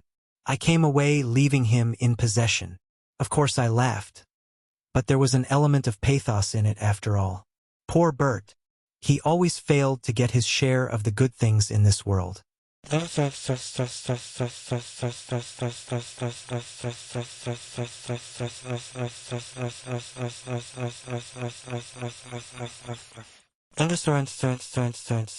We continued to board ourselves, now here, now there, and always to the effect of being starved out by Friday night, but we kept well and active even on doughnuts and pie, and were grateful of any camping place in town. Once Burton left a soup bone to simmer on the stove while we went away to morning recitations, and when we reached home, smoke was leaking from every keyhole. The room was solid with the remains of our bone. It took 6 months to get the horrid smell of charred beef out of our wardrobe. The girls all sniffed and wondered as we came near. On Fridays we went home, and during the winter months very generally attended the Lyceum, which met in the Burr Oak Schoolhouse. We often debated, and on one occasion I attained to the honor of being called upon to preside over the session. Another memorable evening is that in which I read with what seemed to me distinguished success Joaquin Miller's magnificent new poem, Kit Carson's Ride, and in the splendid roar page 224 and trample of its lines discovered a new and powerful American poet. His spirit appealed to me. He was at once American and Western. I read every line of his verse which the newspapers or magazines brought to me, and was profoundly influenced by its epic quality. And so, term by term, in growing joy and strength, in expanding knowledge of life, we hurried toward the end of our 4 years' course at this modest little school, finding in it all the essential elements of an education, for we caught at every chance quotation from the scientists, every fleeting literary allusion in the magazines, attaining, at last, a dim knowledge of what was going on in the great outside world of letters and discovery. Of course, there were elections and tariff reforms and other comparatively unimportant matters taking place in the state, but they made only the most transient impression on our minds. During the last winter of our stay at the seminary, my associate in housekeeping was one Adelbert Jones, the son of a well-to-do farmer who lived directly east of town. Del, as we called him, always alluded to himself as Ferguson. He was tall, with a very large blond face inclined to freckle, and his first care of a morning was to scrutinize himself most anxiously to see whether the troublesome brown flecks were increasing or diminishing in number. Often upon reaching the open air he would sniff the east wind and say lugubriously, "This is the kind of day that brings out the freckles on your Uncle Ferg." He was one of the best-dressed men in the school, and especially finicky about his collars and ties. Was, indeed, one of the earliest to purchase linen. He also parted his yellow hair in the middle, which was a very noticeable thing in those days, and was always talking of taking a girl to a social or to prayer meeting. But, like Burton, he page 225 never did. So far as I knew, he never went double. And most of the girls looked upon him as more or less of a rustic, notwithstanding his fine figure and careful dress. As for me, I did once hire a horse and carriage of a friend and took Alice for a drive. More than 35 years have passed since that adventure, and yet I can see every turn in that road. I can hear the crackle of my starched shirt and the creak of my suspender buckles as I write. Alice, being quite as bashful as myself, kept our conversation to the high plane of Hawthorne and Poe and Schiller with an occasional tired droop to the weather. Hence I infer that she was as much relieved as I when we reached her boarding house some 2 hours later. It was my first and only attempt at this, the most common of all ways of entertaining one's best girl. The youth who furnished the carriage betrayed me, and the outcry of my friends so intimidated me that I dared not look Alice in the face. My only comfort was that no one but ourselves could possibly know what an erratic conversationalist I had been. However, she did not seem to lay it up against me. I think she was as much astonished as I, and I am persuaded that she valued the compliment of my extravagant gallantry. It is only fair to say that I had risen by this time to the dignity of boughten shirts, linen collars and Congress gaiters, and my suit purchased for graduating purposes was of black diagonal with a long tail, a garment which fitted me reasonably well. It was hot, of course, and nearly parboiled me of a summer evening, but I bore my suffering like the hero that I was, in order that I might make a presentable figure in the eyes of my classmates. I longed for a white vest but did not attain to that splendor. Life remained very simple and very democratic in page 226, our little town. Although the county seat, it was slow in taking on city ways. I don't believe a real bathtub distinguished the place. I never heard of one. But its sidewalks kept our feet out of the mud, even in March or April, and this was a marvelous fact to us. 1 or 2 fine lawns and flower gardens had come in, and year by year the maples had grown until they now made a pleasant shade in June, and in October glorified the plank walks. To us it was beautiful. As county town, Osage published 2 papers and was, in addition, the home of 2 judges, a state senator and a congressman. A new opera house was built in '79, and an occasional actor troupe presented military plays like Our Boys or farces like Solon Shingle. The brass band and the baseball team were the best in the district, and were loyally upheld by us all. With all these attractions, do you wonder that whenever Ed and Bill and Joe had a day of leisure they got out their buggies, washed them till they glistened like new, and called for their best girls on the way to town? Circuses, 4th of July's, county fairs all took place in Osage, and to own a covered rig and to take your sweetheart to the show were the highest forms of affluence and joy, unless you were actually able to live in town, as Burton and I now did for 5 days in each week, in which case you saw everything that was free and denied yourself everything but the circus. Nobody went so far in economy as that. As a conscientious historian, I have gone carefully into the records of this last year, in the hope of finding something that would indicate a feeling on the part of the citizens that Dick Garland's boy was in some ways a remarkable youth. But, I regret to say, I cannot lay hands on a single item. It appears that I was just one of 100 healthy, hardy, noisy students. But no. Page 227. Wait. There is one incident which has slight significance. One day during my final term of school, as I stood in the post office waiting for the mail to be distributed, I picked up from the counter a book called The Undiscovered Country. "What is this about?" I asked. The clerk looked up at me with an expression of disgust. "I bought it for a book of travel," said he. "But it is only a novel. Want it? I'll sell it cheap." Having no money to waste in that way, I declined, but as I had the volume in my hands, with a few minutes to spare, I began to read. It did not take me long to discover in this author a grace and precision of style which aroused both my admiration and my resentment. My resentment was vague. I could not have given a reason for it, but as a matter of fact, the English of this new author made some of my literary heroes seem either crude or stilted. I was just young enough and conservative enough to be irritated and repelled by the modernity of William Dean Howells. I put the book down and turned away, apparently uninfluenced by it. Indeed, I remained, if anything, more loyal to the grand manner of Hawthorne, but my love of realism was growing. I recall a rebuke from my teacher in rhetoric condemning, in my essay on Mark Twain, an overpraise of roughing it. It is evident, therefore, that I was even then a lover of the modern when taken off my guard. Meanwhile, I had definitely decided not to be a lawyer, and it happened in this way. One Sunday morning as I was walking toward school, I met a young man named Lore, a law student several years older than myself, who turned and walked with me for a few blocks. "Well, Garland," said he, "what are you going to do after you graduate this June?" Page 228. "I don't know," I frankly replied. "I have a chance to go into a law office." "Don't do it," protested he with sudden and inexplicable bitterness. "Whatever you do, don't become a lawyer's hack."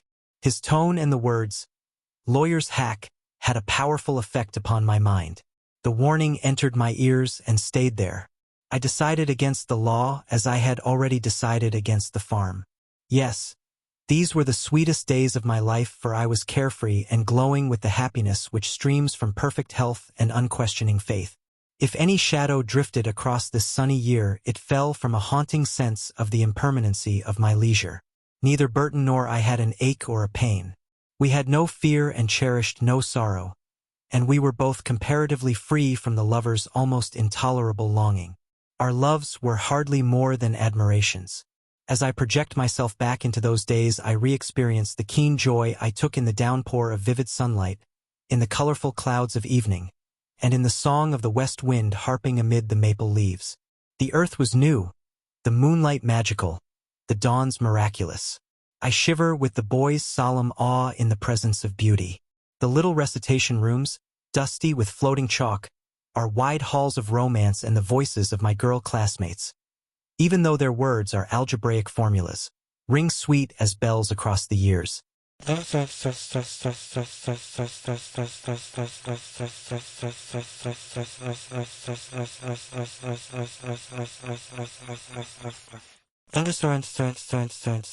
During the years 79 and 80, while Burton and I had been living our carefree jocund life at the seminary, a series of crop failures had profoundly affected the county, producing a feeling of unrest and bitterness in the farmers which was to have a far-reaching effect on page 229 my fortunes as well as upon those of my fellows. For 2 years the crop had been almost wholly destroyed by chinch bugs. The harvest of 80 had been a season of disgust and disappointment to us, for not only had the pestiferous mites devoured the grain, they had filled our stables, granaries, and even our kitchens with their ill-smelling crawling bodies, and now they were coming again in added billions. By the middle of June they swarmed at the roots of the wheat, innumerable as the sands of the sea. They sapped the growing stalks till the leaves turned yellow.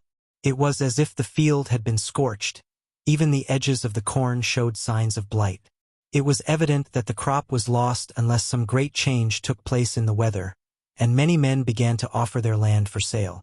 Naturally, the business of grain buying had suffered with the decline of grain growing, and my father, profoundly discouraged by the outlook, sold his share in the elevator and turned his face toward the free lands of the farther west. He became again the pioneer. Dakota was the magic word. The Jim River Valley was now the land of delight, where herds of deer and buffalo still furnished the cheer. Once more the spirit of the explorer flamed up in the soldier's heart. Once more the sunset allured. Once more my mother sang the marching song of the McClintocks. O'er the hills and legions, boys, fair freedom star points to the sunset regions, boys, ha ha ha ha. And sometime in May, I think it was, father again set out, this time by train, to explore the land of the Dakotas which had but recently been wrested from the control of Sitting Bull. Page 230. He was gone only 2 weeks, but on his return announced with triumphant smile that he had taken up a homestead in Ordway, Brown County, Dakota. His face was again alight with the hope of the borderman, and he had much to say of the region he had explored. As graduation day came on, Burton and I became very serious. The question of our future pressed upon us. What were we to do when our schooling ended? Neither of us had any hope of going to college, and neither of us had any intention of going to Dakota, although I had taken going west as the theme of my oration. We were also greatly worried about these essays. Burton fell off in appetite and grew silent and abstracted. Each of us gave much time to declaiming our speeches, and the question of dress troubled us. Should we wear white ties and white vests, or white ties and black vests? The evening fell on a dark and rainy night, but the Garlands came down in their best attire, and so did the Babcocks, the Gilchrists, and many other of our neighbors. Burton was hoping that his people would not come. He especially dreaded the humorous gaze of his brother Charles, who took a much less serious view of Burton's powers as an orator than Burton considered just. Other interested parents and friends filled the new opera house to the doors, producing in us a sense of awe, for this was the first time the exercises had taken place outside the chapel. Never again shall I feel the same exultation, the same pleasure mingled with bitter sadness, the same perception of the irrevocable passing of beautiful things, and the equally inexorable coming on of care and trouble, as filled my heart that night. Whether any of the other members of my class vibrated with similar emotion or not I cannot say, but I do recall that some of the girls, page 231, annoyed me by their excessive attentions to unimportant ribbons, flounces, and laces. "How do I look?" seemed their principal concern. Only Alice expressed anything of the prophetic sadness which mingled with her exultation.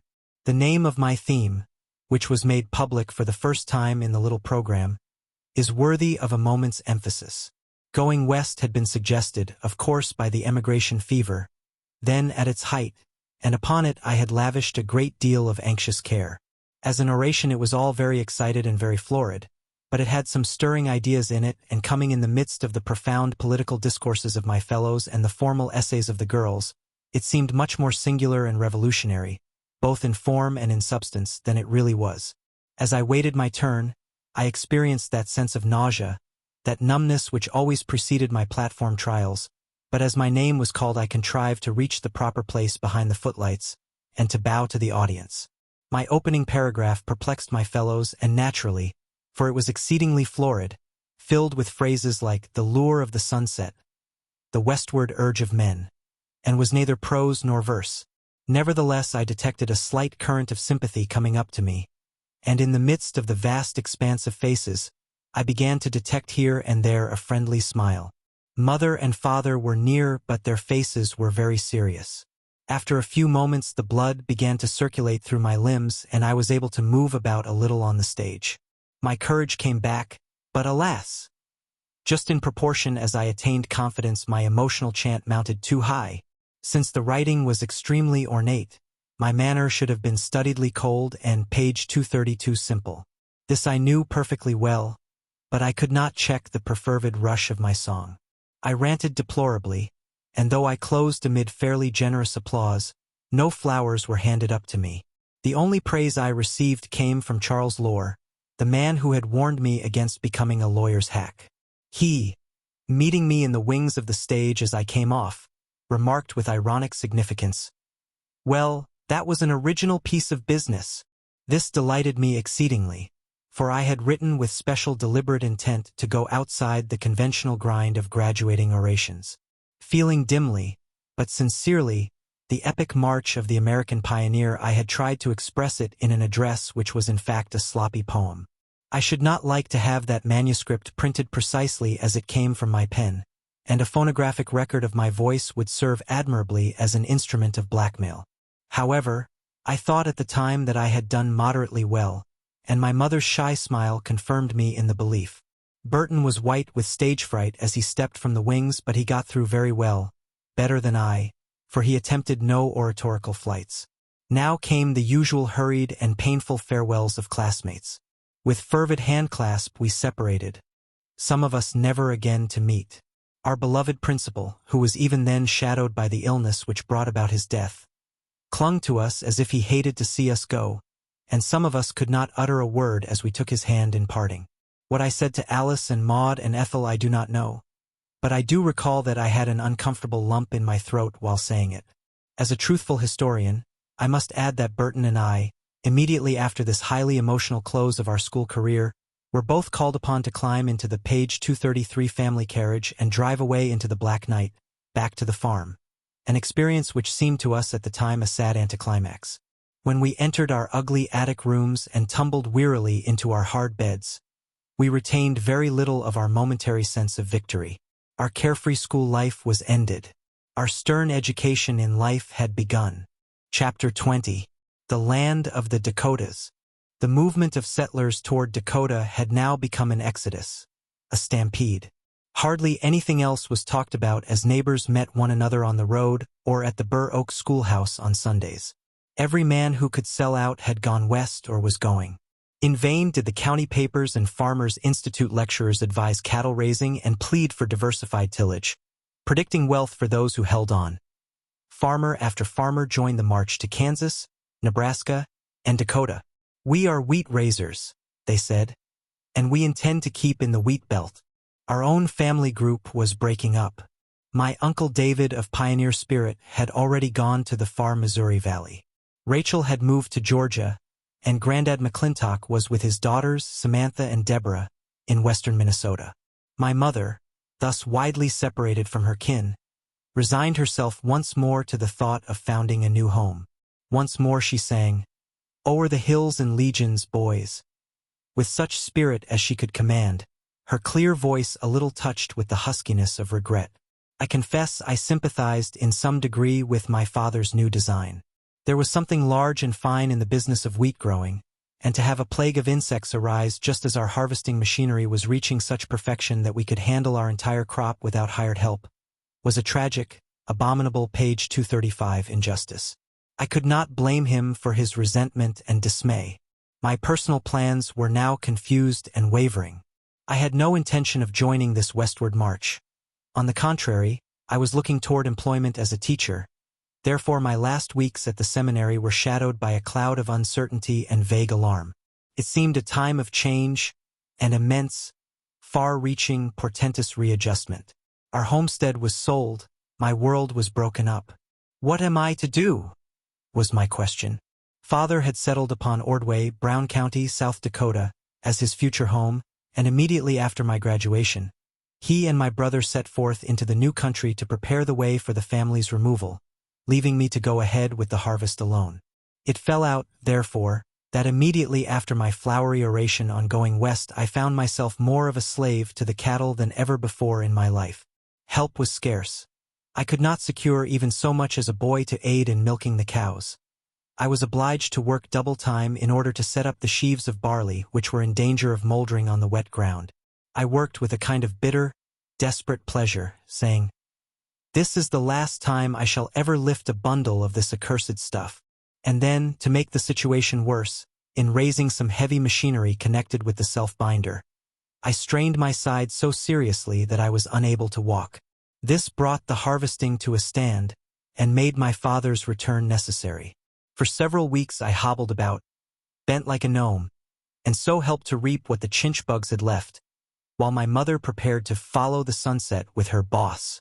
September 1st was the day set for saying goodbye, page 236, to Dry Run, and it so happened that her wedding anniversary fell close upon the same date, and our neighbors, having quietly passed the word around, came together one Sunday afternoon to combine a farewell dinner with a silver wedding surprise party. Mother saw nothing strange in the coming of the first two carriages. The Buttons often came driving in that way. But when the Babcocks, the Coles, and the Gilchrists clattered in with smiling faces, we all stood in the yard transfixed with amazement. "What's the meaning of all this?" asked my father. No one explained. The women calmly clambered down from their vehicles, bearing baskets and bottles and knobby parcels, and began instant and concerted bustle of preparation. The men tied their horses to the fence and hunted up sawhorses and planks, and soon a long table was spread beneath the trees on the lawn. One by one other teams came whirling into the yard. The assembly resembled a vandoo, as Asa Walker said. "It's worse than that," laughed Mrs. Turner. "It's a silver wedding and a send-off combined." They would not let either the bride or the groom do a thing, and with smiling resignation my mother folded her hands and sank into a chair. "All right," she said. "I am perfectly willing to sit by and see you do the work. I won't have another chance right away." And there was something sad in her voice. She could not forget that this was the beginning of a new pioneering adventure. The shadows were long on the grass when at the close of the supper old John Gammons rose to make a speech and present the silver tea set. His voice was tremulous with emotion as he spoke of the loss which the neighborhood was about to suffer, and tears were in many eyes when father made reply. The old soldier's voice failed page 237 him several times during his utterance of the few short sentences he was able to frame, and at last he was obliged to take his seat, and blow his nose very hard on his big bandana handkerchief to conceal his emotion. It was a very touching and beautiful moment to me, for as I looked around upon that little group of men and women, rough-handed, bent and worn with toil, silent and shadowed with the sorrow of parting, I realized as never before the high place my parents had won in the estimation of their neighbors. It affected me still more deeply to see my father stammer and flush with uncontrollable emotion. I had thought the event deeply important before, but I now perceived that our going was all of a piece with the West's elemental restlessness. I could not express what I felt then, and I can recover but little of it now, but the pain which filled my throat comes back to me mixed with a singular longing to relive it. There, on a low mound in the midst of the prairie, in the shadow of the house we had built, beneath the slender trees we had planted, we were bidding farewell to one cycle of emigration and entering upon another. The border line had moved on, and my indomitable dad was moving with it. I shivered with dread of the irrevocable decision thus forced upon me. I heard a clanging as of great gates behind me, and the field of the future was wide and wan. From this spot we had seen the wild prairies disappear. On every hand wheat and corn and clover had taken the place of the wild oat, the hazelbush and the rose. Our house, a commonplace frame cabin, took on grace. Here Hattie had died. Our yard was ugly, but there Jessie's small feet had worn a slender path. Each of our lives was knit into these hedges and rooted in these fields, and yet, notwithstanding all this, in response to page 238 some powerful yearning call, my father was about to set out for the 5th time into the still more remote and untrodden West. Small wonder that my mother sat with bowed head and tear-blinded eyes, while these good and faithful friends crowded around her to say goodbye. She had no enemies and no hatreds. Her rich singing voice, her smiling face, her ready sympathy with those who suffered, had endeared her to every home into which she had gone, even as a momentary visitor. No woman in childbirth, no afflicted family within a radius of 5 miles had ever called for her in vain. Death knew her well, for she had closed the eyes of youth and age, and yet she remained the same laughing, bounteous, whole-souled mother of men that she had been in the valley of the Neshonoc. Nothing could permanently cloud her face or embitter the sunny sweetness of her creed. One by one the women put their worn, ungraceful arms about her, kissed her with trembling lips, and went away in silent grief. The scene became too painful for me at last, and I fled away from it, out into the fields bitterly asking, why should this suffering be? Why should mother be wrenched from all her dearest friends and forced to move away to a strange land? I did not see the actual packing up and moving of the household goods, for I had determined to set forth in advance and independently, eager to be my own master, and at the moment I did not feel in the least like pioneering. Some 2 years before, when the failure of our crop had made the matter of my continuing at school an issue between my father and myself, I had said, "If you will send me to school until I graduate, I will ask nothing further of you. And these words I now took page 239, a stern pleasure in upholding. Without a dollar of my own, I announced my intention to fare forth into the world on the strength of my 2 hands. But my father, who was in reality a most affectionate parent, offered me $30 to pay my car fare. This I accepted, feeling that I had abundantly earned this money, and after a sad parting with my mother and my little sister, set out one September morning for Osage. At the moment I was oppressed with the thought that this was the fork in the trail, that my family and I had started on differing roads. I had become a man. With all the ways of the world before me, I suffered from a feeling of doubt. The open gate allured me, but the homely scenes I was leaving suddenly put forth a latent magic. I knew every foot of this farm. I had traversed it scores of times in every direction, following the plow, the harrow, or the seeder. With a great lumber wagon at my side, I had husked corn from every acre of it, and now I was leaving it with no intention of returning. My action, like that of my father, was final. As I looked back up the lane at the tall Lombardy poplar trees bent like sabers in the warm western wind, the landscape I was leaving seemed suddenly very beautiful, and the old home very peaceful and very desirable. Nevertheless, I went on. Try as I may, I cannot bring back out of the darkness of that night any memory of how I spent the time. I must have called upon some of my classmates, but I cannot lay hold upon a single word or look or phrase from any of them. Deeply as I felt my distinction in thus riding forth into the world, all the tender incidents of farewell are lost to me. Perhaps my boyish self-absorption prevented me from recording outside impressions, for the idea of traveling, of crossing the state, page 240 line, profoundly engaged me. Up to this time, notwithstanding all my dreams of conquest in far countries, I had never ridden in a railway coach. Can you wonder, therefore, that I trembled with joyous excitement as I paced the platform next morning waiting for the chariot of my romance?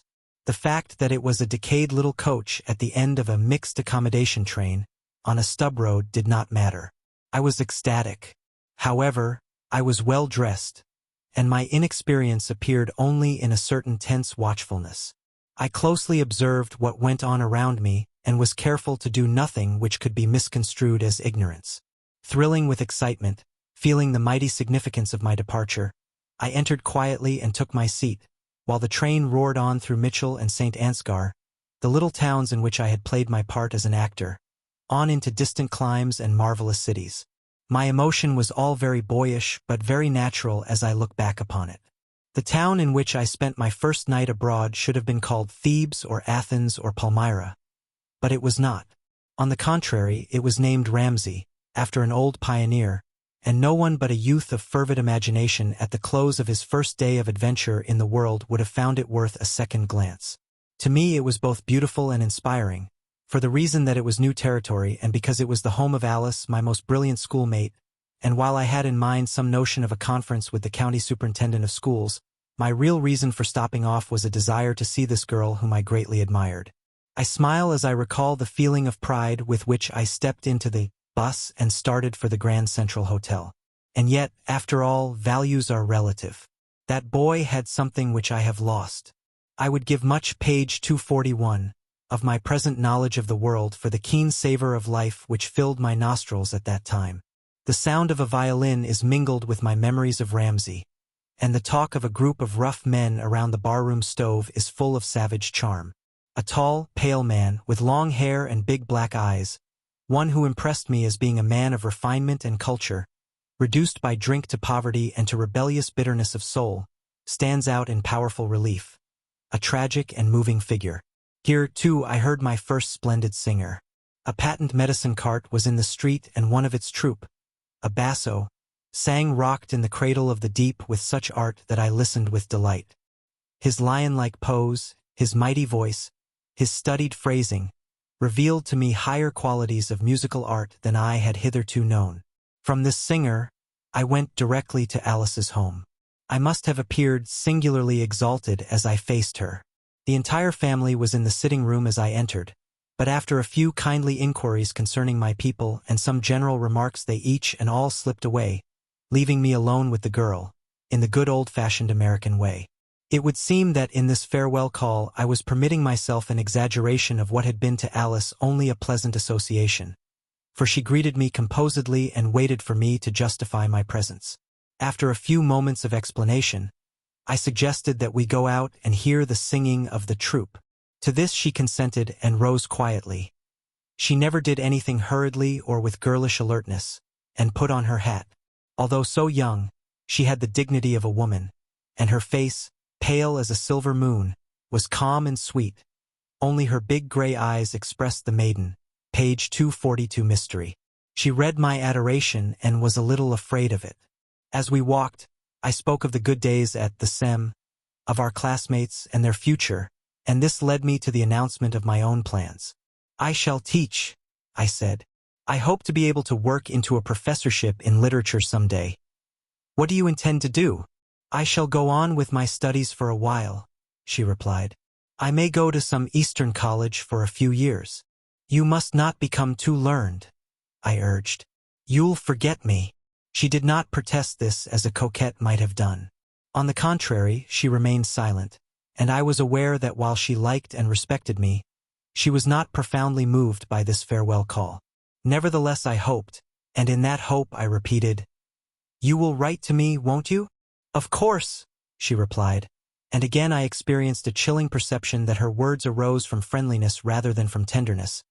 But I was glad of even this restrained promise, and I added, I shall write often, for I shall be lonely for a while.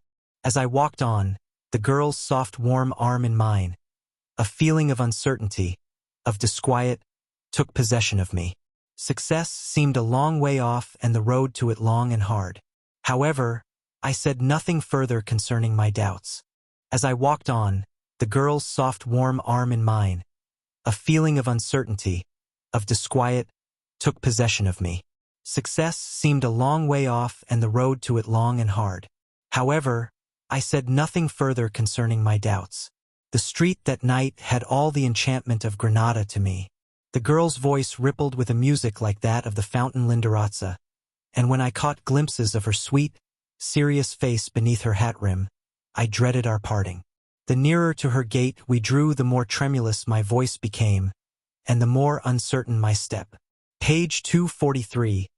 At last on the doorstep she turned and said, Won't you come in again? In her tone was friendly dismissal, but I would not have it so. You will write to me, won't you? I pleaded with choking utterance. She was moved, by pity perhaps. Why, yes, with pleasure, she answered. Goodbye, I hope you'll succeed. I'm sure you will. She extended her hand and I, recalling the instructions of my most romantic fiction, raised it to my lips. Goodbye, I huskily said and turned away. My next night was spent in Faribault. Here I touched storied ground, for near this town Edward Eggleston had laid the scene of his novel, The Mystery of Metropolisville, and my imagination responded to the magic which lay in the influence of the man of letters. I wrote to Alice a long and impassioned account of my sensations as I stood beside the Cannonball River. My search for a school proving futile, I pushed on to the town of Farmington, where the Dakota branch of the Milwaukee Railroad crossed my line of march. Here I felt to its full the compelling power of the swift stream of immigration surging to the west. The little village had doubled in size almost in a day. It was a junction point, a place of transfer, and its thin-walled, unpainted pine hotels were packed with men, women and children laden with bags and bundles, all bound for the west, and the joyous excitement of these adventurers compelled me to change my plan. I decided to try some of the newer counties in western Minnesota. Romance was still in the west for me. I slept that night on the floor in company with 4 or 5 young Iowa farmers, and the smell of clean white shavings, the wailing of tired children, the excited muttering of fathers, the plaintive voices of mothers, came page 244 through the partitions at intervals, producing in my mind an effect which will never pass away. It seemed to me at the moment as if all America were in process of change, all hurrying to overtake the vanishing line of the middle border, and the women at least were secretly or openly doubtful of the outcome. Woman is not by nature an explorer. She is the home lover. Early the next morning I bought a ticket for Aberdeen, and entered the train crammed with movers who had found the prairie schooner all too slow. The epoch of the canvas-covered wagon had passed. The era of the locomotive, the day of the chartered car, had arrived. Free land was receding at railroad speed.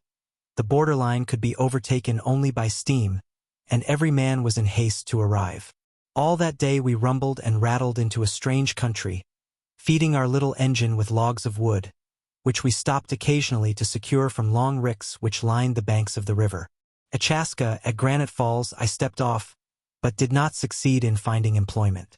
It is probable that being filled with the desire of exploration, I only half-heartedly sought for work.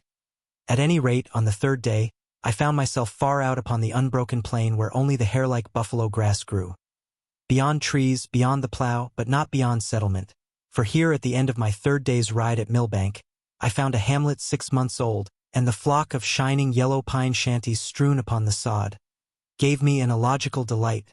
But then I was 21, and it was sunset in the land of the Dakotas. All around me that night the talk was all of land. Land. Nearly every man I met was bound for the Jim River Valley, and each voice was aquiver with hope, each eye alight with anticipation of certain success. Page 245. Even the women had begun to catch something of this enthusiasm, for the night was very beautiful and the next day promised fair. Again I slept on a cot in a room of rough pine, slept dreamlessly, and was out early enough to witness the coming of dawn. A wonderful moment that sunrise was to me. Again, as 11 years before, I felt myself a part of the new world, a world fresh from the hand of God. To the east nothing could be seen but a vague expanse of yellow plain, misty purple in its hollows, but to the west rose a long low wall of hills, the eastern coteau, up which a red line of prairie fire was slowly creeping. It was middle September. The air, magnificently crisp and clear, filled me with desire of exploration, with vague resolution to do and dare. The sound of horses and mules calling for their feed, the clatter of hammers and the rasping of saws gave evidence of eager builders, of alert adventurers, and I was hotly impatient to get forward. At 8 o'clock the engine drew out, pulling after it a dozen boxcars laden with stock and household goods, and on the roof of a freight caboose, together with several other young Jasons, I rode, bound for the valley of the James. It was a marvelous adventure. All the morning we rattled and rumbled along, our engine snorting with effort, struggling with a load almost too great for its strength. By noon we were up amid the rounded grassy hills of the Sisseton Reservation where only the coyote ranged and the Sioux made residence. Here we caught our first glimpse of the James River Valley, which seemed to us at the moment as illimitable as the ocean and as level as a floor, and then pitching and tossing over the rough track, with our cars leaping page 246 and twisting like a herd of frightened buffaloes, we charged down the western slope, down into a level land of ripened grass, where blackbirds chattered in the willows, and prairie chickens called from the tall rushes which grew beside the sluggish streams. Aberdeen was the end of the line, and when we came into it that night it seemed a near neighbor to Sitting Bull and the bison. And so, indeed, it was, for a buffalo bull had been hunted across its site less than a year before. It was 12 miles from here to where my father had set his stakes for his new home. Hence I must have stayed all night in some small hotel, but that experience has also faded from my mind. I remember only my walk across the dead-level plain next day. For the first time I set foot upon a landscape without a tree to break its sere expanse, and I was at once intensely interested in a long flock of gulls, apparently rolling along the sod, busily gathering their morning meal of frosted locusts. The ones left behind kept flying over the ones in front so that a ceaseless change of leadership took place. There was beauty in this plain, delicate beauty and a weird charm, despite its lack of undulation. Its lonely, unplowed sweep gave me the satisfying sensation of being at last among the men who held the outposts, sentinels for the marching millions who were approaching from the east. For 2 hours I walked, seeing Aberdeen fade to a series of wavering, grotesque notches on the southern horizon line, while to the north an equally irregular and insubstantial line of shadows gradually took on weight and color until it became the village in which my father was at this very moment busy in founding his new home. Thank you for listening to Part 4 of A Son of the Middle Border by Hamlin Garland. The story of frontier life continues in Part 5. Stay tuned and subscribe to Voxlore so you don't miss the next chapter of this American classic.